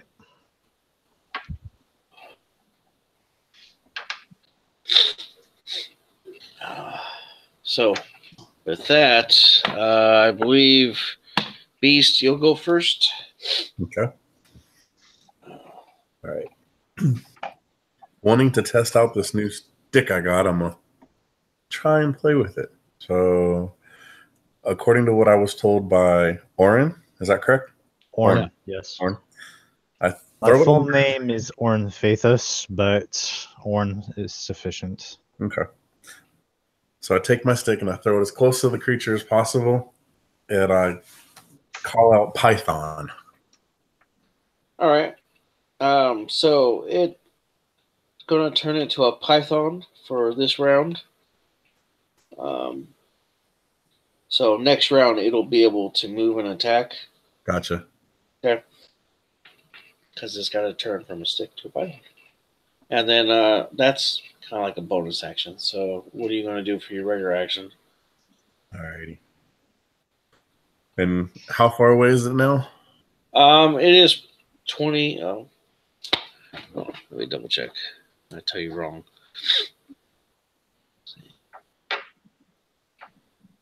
It's about 25 feet away. This is at the end of the room where Thunderwave. Your thunder wave has smacked it. Yep. Yeah, and I can't use Thunderwave again. At least not now. Yeah. Yes, you can. You had 2 first level spell slots. So it's like, I'll show you where's that. That's too small. It's right here against the wall. Gotcha. It turns around while you guys are fucking getting ready to do all the rest of your shit. So, yeah, so your attack is first. So you can do the Thunder Wave or whatever else. You also have cantrips that you can use every... Yeah, the Shillelagh and the Thorn Whip. And I don't feel like either of those would do any good right this moment. Throwing whip will just bring him closer, but it'll do damage to him. But anyways, yeah, you have an thunder wave, or you can hold it and just do whatever you're gonna do. So, All right. For right now, I'm gonna try. Well, I don't. The snake's in front of me too, so there's no point in trying to do the thunder wave because I'll hit both of them. So at this point, I just get myself ready again and make sure. Oh, I'll call Shillelagh again. That way, I have an actual weapon ready in case I need to. Yeah. So okay. Shillelagh, and I'm basically at ready. All right. Strike. Okay. I'm gonna move forward right into its face again and try to strike it again with the awesome flamey sword. Cool. No strike, wait for my lead. You gave her fire. She is so happy about this. Don't get addicted. Don't fly too close to the sun. She already did. She only rolled a 10. Oh, that's not gonna hit. You fool. I got distracted by the flames. You should have waited. Why do you do this to me, Steampy? Does anybody know who that is? Yeah. Okay, Such an old cartoon. that's awesome. All right, so yeah, you miss. It's its turn. It is going to move closer to all of you fine people. You beautiful people. Yes. Beautiful people, the beautiful people. So it's going to move. I'm going to roll d6 of who it likes best right now. Ooh, it likes you, Orn. Of course. Sorry you didn't get enough of the lights, huh? It says, no, I didn't. In a shitty little voice. And it towers over you at a good 10 feet tall. Bahamut shields me, fiend. And, It has disadvantage if it's an aberration. oh, it does. Because I still have protection from good and evil up. That is a good thing, actually. I rolled a 19 and a 20. So it's a good thing you had disadvantage. Fuck's sakes. You're like, yes! Thank you. Stop the crit. That's good. Yes. All right, so you take 6 points of claw damage. Ow. My temporary hit points. And the next one misses. And All right. then, I'm going to make my concentration check for my spell. all right. Which I barely fucking make. Awesome.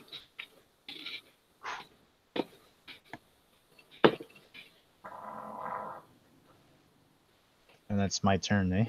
Mm-hmm. Alright. Now that I know that it's hindered by my shield, my protection, I'm going to assume that my original guess from before was correct. That it's an aberration. And I'm going to use the command word for the Pearl of Power. All right. I am also going to kind of skirt close by to strike because I see she's kind of a little distracted by the fire that she's wielding. And she might need some extra help if this thing starts going wild. Here? Well, she has to be standing beside it to attack it, right? So I don't know if she moved. Oh, yeah, she would have had to. So I guess she probably would have moved there. That's the closest thing anyways. I don't have to move. And I'm not going to use anything else. That's my turn. All right. Beast. I'm gonna command my snake to try and constrict the thing. Cool. Do I So, need to roll? Yeah, so it has to make an attack roll at a +6. So we roll d20, add the 6. As long as it hits, it will be constricted. I got a 25.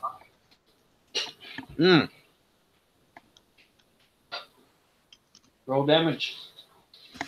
And where does the constriction damage go? There it is. 2d8 +4. Plus 4, yeah. So 2d8. That would be 11 damage. Cool. All right. It is restrained, which means is at disadvantage. It is at disadvantage to do anything. You guys have advantage to hit it. Just watch the snake, because the snake is doing you guys a solid. So, strike. Don't roll 2 ones. Yeah. That's all So you have to do. yeah, don't roll any ones, and don't hit the snake, please. No promises. Now, Beast, what color is your python? it's green. Green and yellow. All right. So yeah, it's got a snakey around its heady. This thing has a fucking head. Shit, man. Yeah. So it's just like that. All right, strike. Go ahead. Okay. Okay, that's a lot better. All right, so 24 to hit. Oh hell yeah. Okay. So she heard the hissing and was like, "Oh yeah, there's something else that I should be focusing on," and stopped looking at her sword. That one fell off the table. There we go. Okay, so gonna be quite a lot of damage. So +3. 12, Unintentional 18, smiley face above the goblin. 21. Hell yeah. Damn. Well- That's good. I rolled 3 6s. Shit. Ouch for him. Not even mad. That's fucking amazing. Right? Sucks to be that dude. Like bad. Told you All right. that was going to be a good sword. Yeah. Yeah, I don't think she's definitely going to give that up. Sorry, brother. I need it. A certain Kenku needs it in his life. I'd give it to our elf, but he's an asshole and disappeared. And took our that's right. figure with us. No. All right. So now it is the beast's turn. The beast is going to try and disengage or break the grapple. I was going to say, I don't know how he's going to do that. Yeah, he makes. Would that be a strength check? Yeah. Or just it just says escape DC 16. Yeah, that's it has to beat that strength check. All right. It does not. It is still grappled, so it can't do shit. So it is your turn, Orn. All right. Orny. Let's Orny, hope, Orny.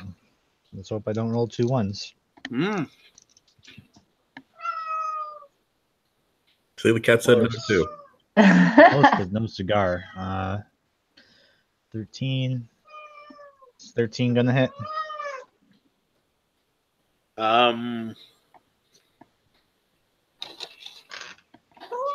Normally I would say no, but it's grappled. What the hell is he gonna do? Well, I can like not break its defense or something, like skin or something.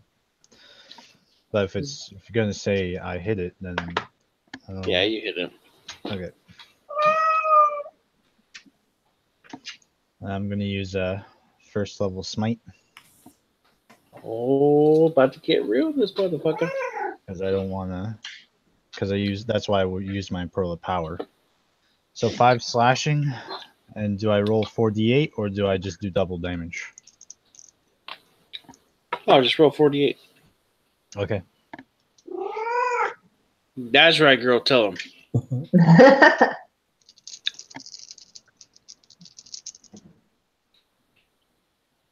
12, 17, 20.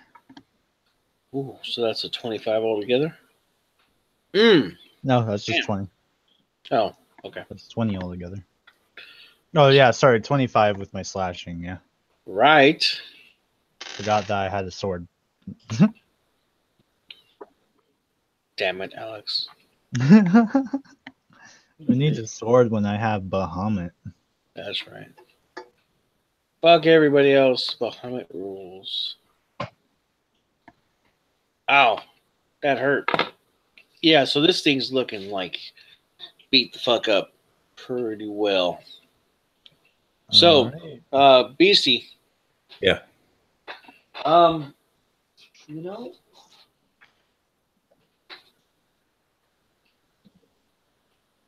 Hello? yeah, I'm here. I'm reading your snaky shit. Okay. So I'm guessing every turn he can do 2d8 plus 4 because I would think that's what he would do. More constricting, yeah. So, and he can't really go anywhere. So I would say roll your damage 2d8 plus 4. 19. Ouch! God damn, that hurt his face. He's like, ow. I'm sorry, foul creature, but your existence is a stain on life. It is. Your fucking snake squeezes the shit out of this motherfucker and just his organs start bursting out of his body and his head, his eyeballs poke out of his face. And his tentacles are trying to dig into your snake, but your snake is just like, fuck you, slither. And he just squeezes that motherfucker until he's like a piece of clay in his hand. He just keeps squeezing and squeezing because all he knows to do is just like, that's all you told him is just like grab that motherfucker and squeeze. He's like, go Gert, motherfucker, right? Yeah. So, yeah, so monster dies. A foul and nasty death. So combat is over. I'm gonna fix my wall right here. Excuse me. With green ichor. All right. Oh my god, we gotta kill that gelatinous ooze. I command my snake back into a stick.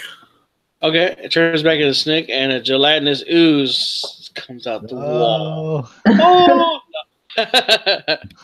Don't eat strike. She's Goddamn Jubei. Yeah, so it dies. So this thing kind of looks like this. Okay. With legs. And little squiggles for tentacles. that's actually just really fucking creepy. Like, it's not intimidating, it's just more like, what the fuck? Right. But that's where the arms fold out right here. okay, now it's pretty fucking terrifying. That is Jubei's next fucking bad guy, the undead squished guy. And His I name is, duct taped arms to him this time. yes. Does this thing have any loot, so to speak? Do I have to do some digging? Yeah, so this guy's special move is Indian burn. Oh no, not my wrist. I need that for holding my sword and other people's swords. He's like, scringe. All right, so, yeah, you find,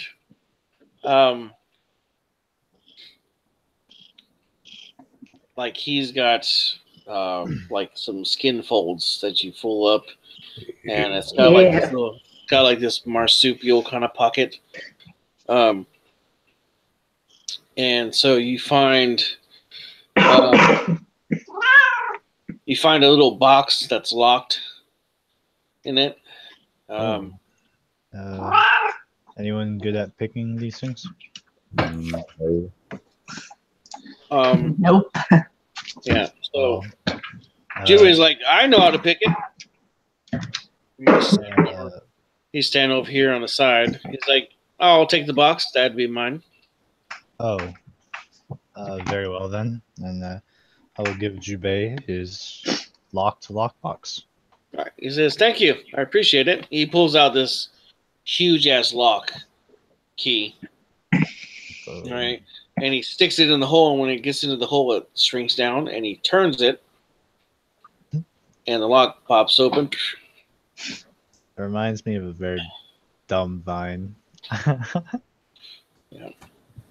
I'm just imagine Orn just kind of looking at this like that's not gonna fit, and then it just starts shrinking down, and his face is like, "What the fuck?"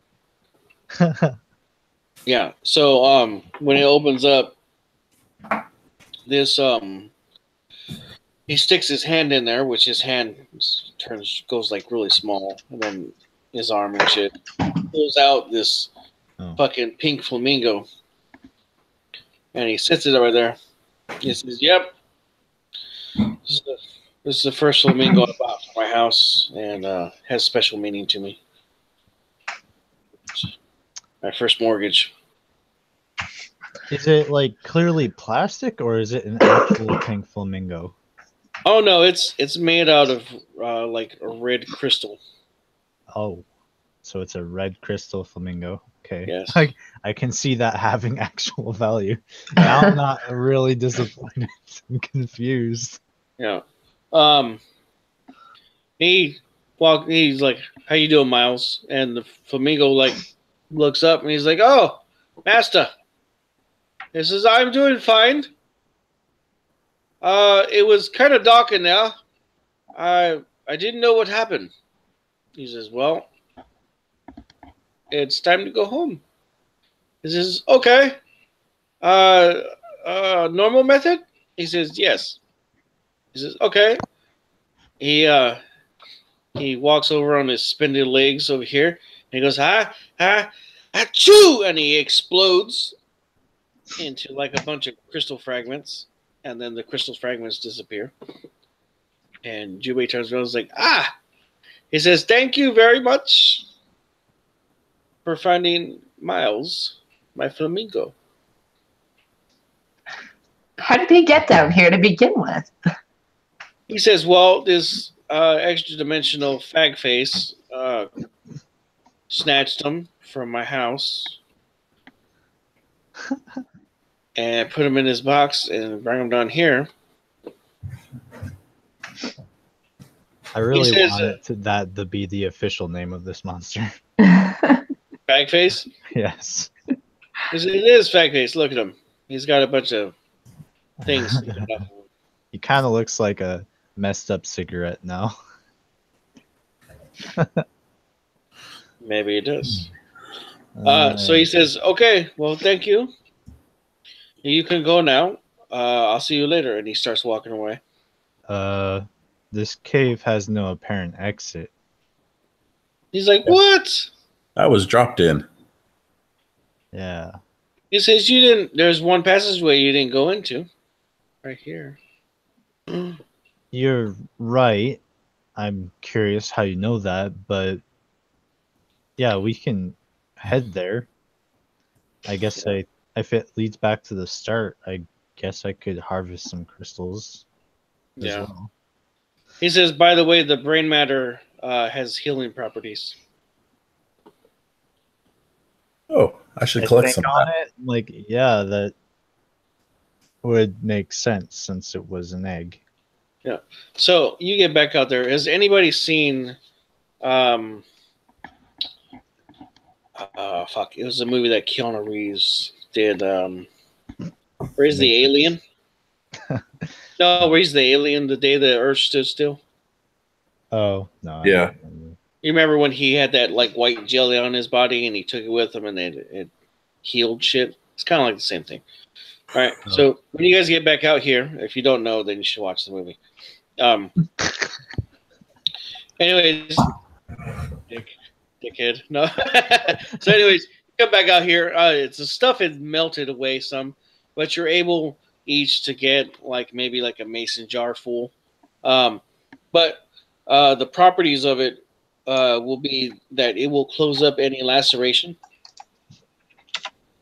Mason jar full of brain juice. Yeah.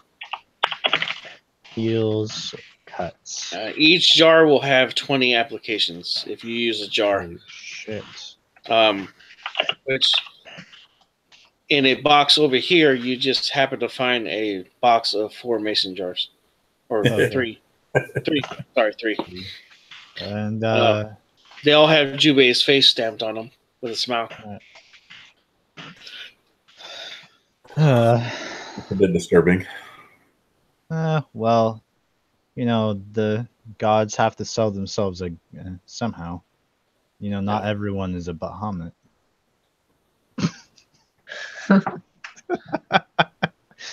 I'm gonna take a fucking mason jar and I'm gonna scoop up some brain matter. Gross as fuck. And then, I look to the two of them and I say, I'm gonna head back through that tunnel that we didn't go through, and perhaps we'll find our way out in the room we started in. Yeah. So you guys head through this tunnel, and it has a set of stairs right here. Oh. Yeah. And you get back up to here, and Jubei's in here on his little dragon. Starting to think that there's more than one Jubei. They're all just... He says, why would you think that? And you hear 3 or 4 voices, and you look behind you, and there's 3 Jubeis back there. But that would be one of them. Haha! So that's my double ganger spell. All 3 of them walk up, and they kind of meld with this one. He's just, he's like, oh, that's better. All right, well, you've proved me wrong yet again. So I'm gonna walk to a large crystal shard, and I know I don't want to try to pull it out because it's bad for my back, but I am gonna try to take my miner's picks. I'm gonna just kind of chip them out.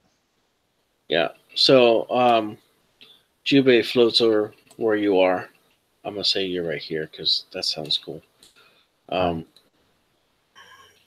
You're right here. And Jubei says, I know you really wanted that sword. He says, it's okay. He reaches over and he pulls on this fucking piece of crystal, and he pulls that bitch out, and it's, what do you use, a longsword? Yeah, I use a longsword. He pulls out a piece long enough to make a longsword blade with a hefty size tang added in there. Holy. He says that should suffice. He says it's a little bit better than mithril. You can enchant it. He says it'll take you a while to figure out how to make a blade out of it. He says I'm not going to give you that though. Okay, don't make it easy on me. I understand that. I'll take the long crystal. One long sword sized crystal. So I got a bunch of these crystals, which is going to be fun to get them all. He says they're called a manathar crystals. Manathar. AMANATH. AMANATHR.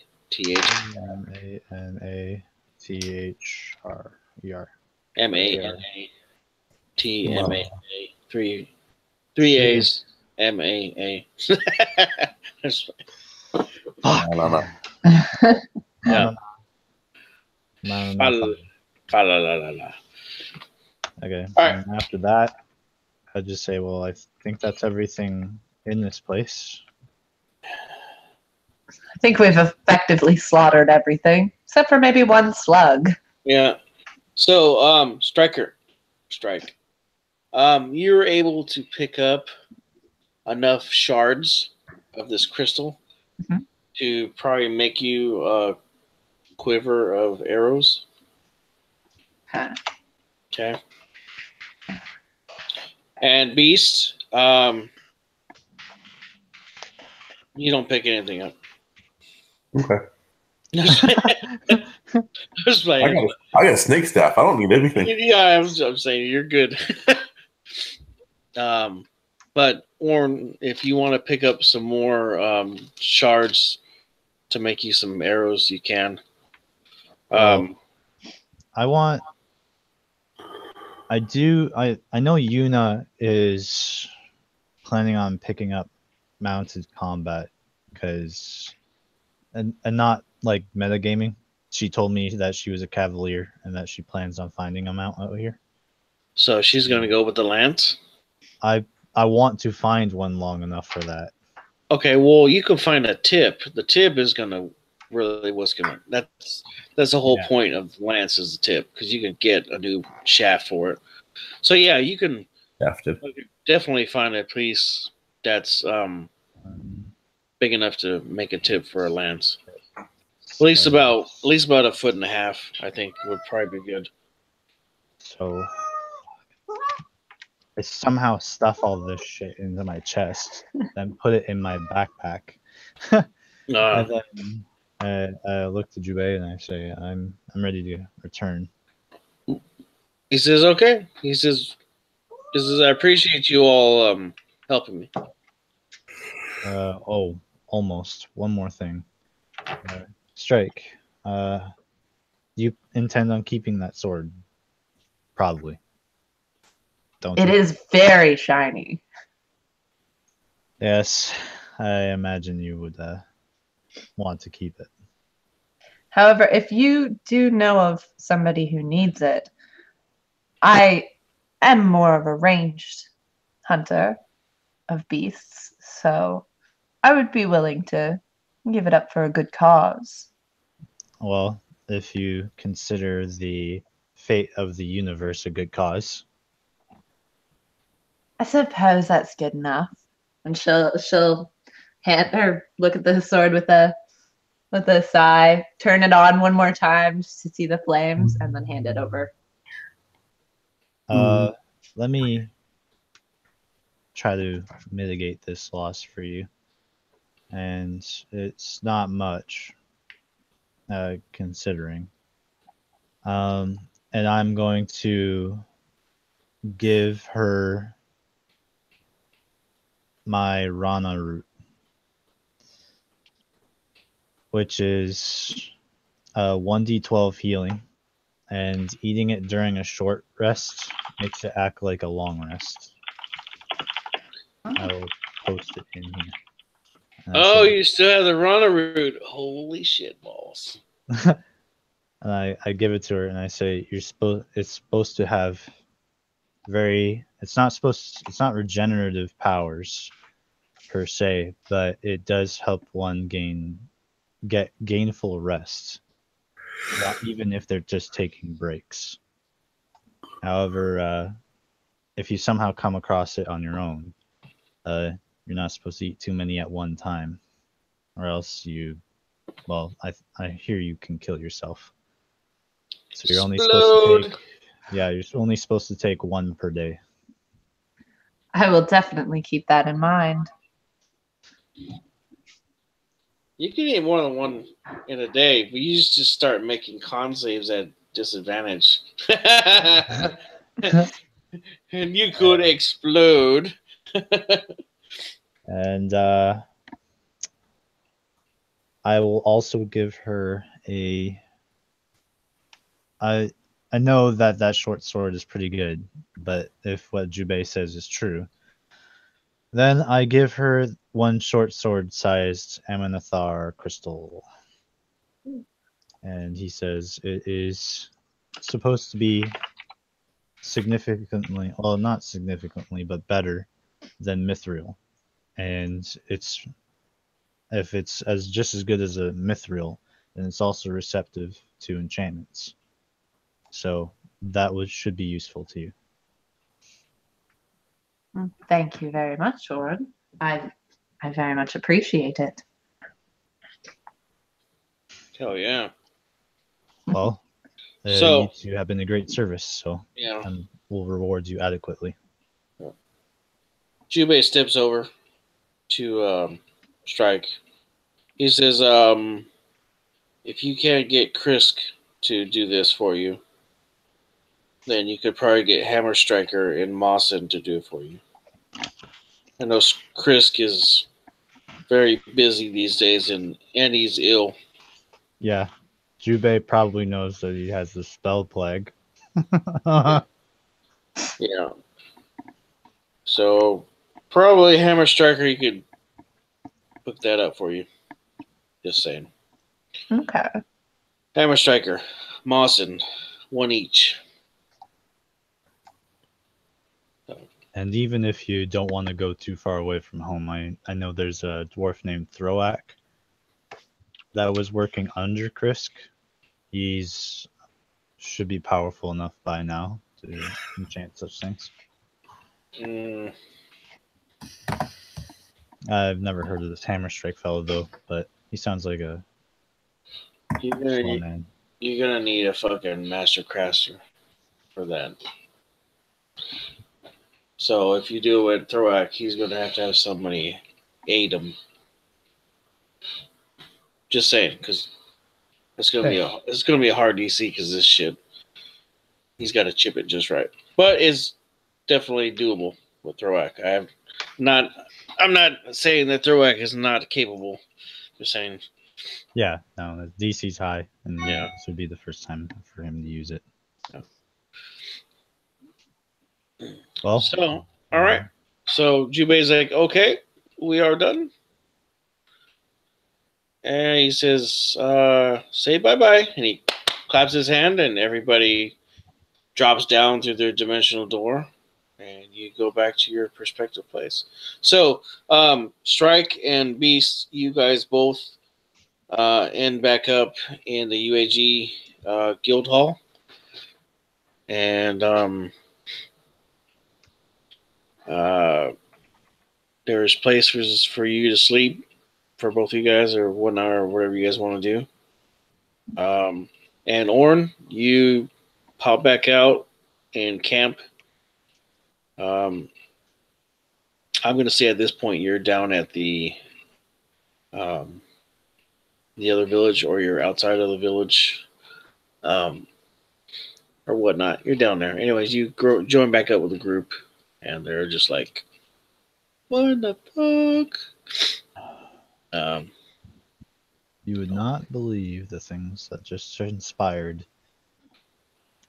And I kind of look at the sun, seemingly only 5 minutes ago. Yeah. The sun turns and smiles at you. It's Jubei's face. Here it says, Jubei loves you, and it like roars across the land. He's like, oh, sorry. Everybody's like, oh my god, everybody's gonna die. The sun's gonna explode. I just kind of lift up the mason jar full of brain goop. I'm like, is this a lot easier for you? Because it has his face on it. He's like, yes, good job.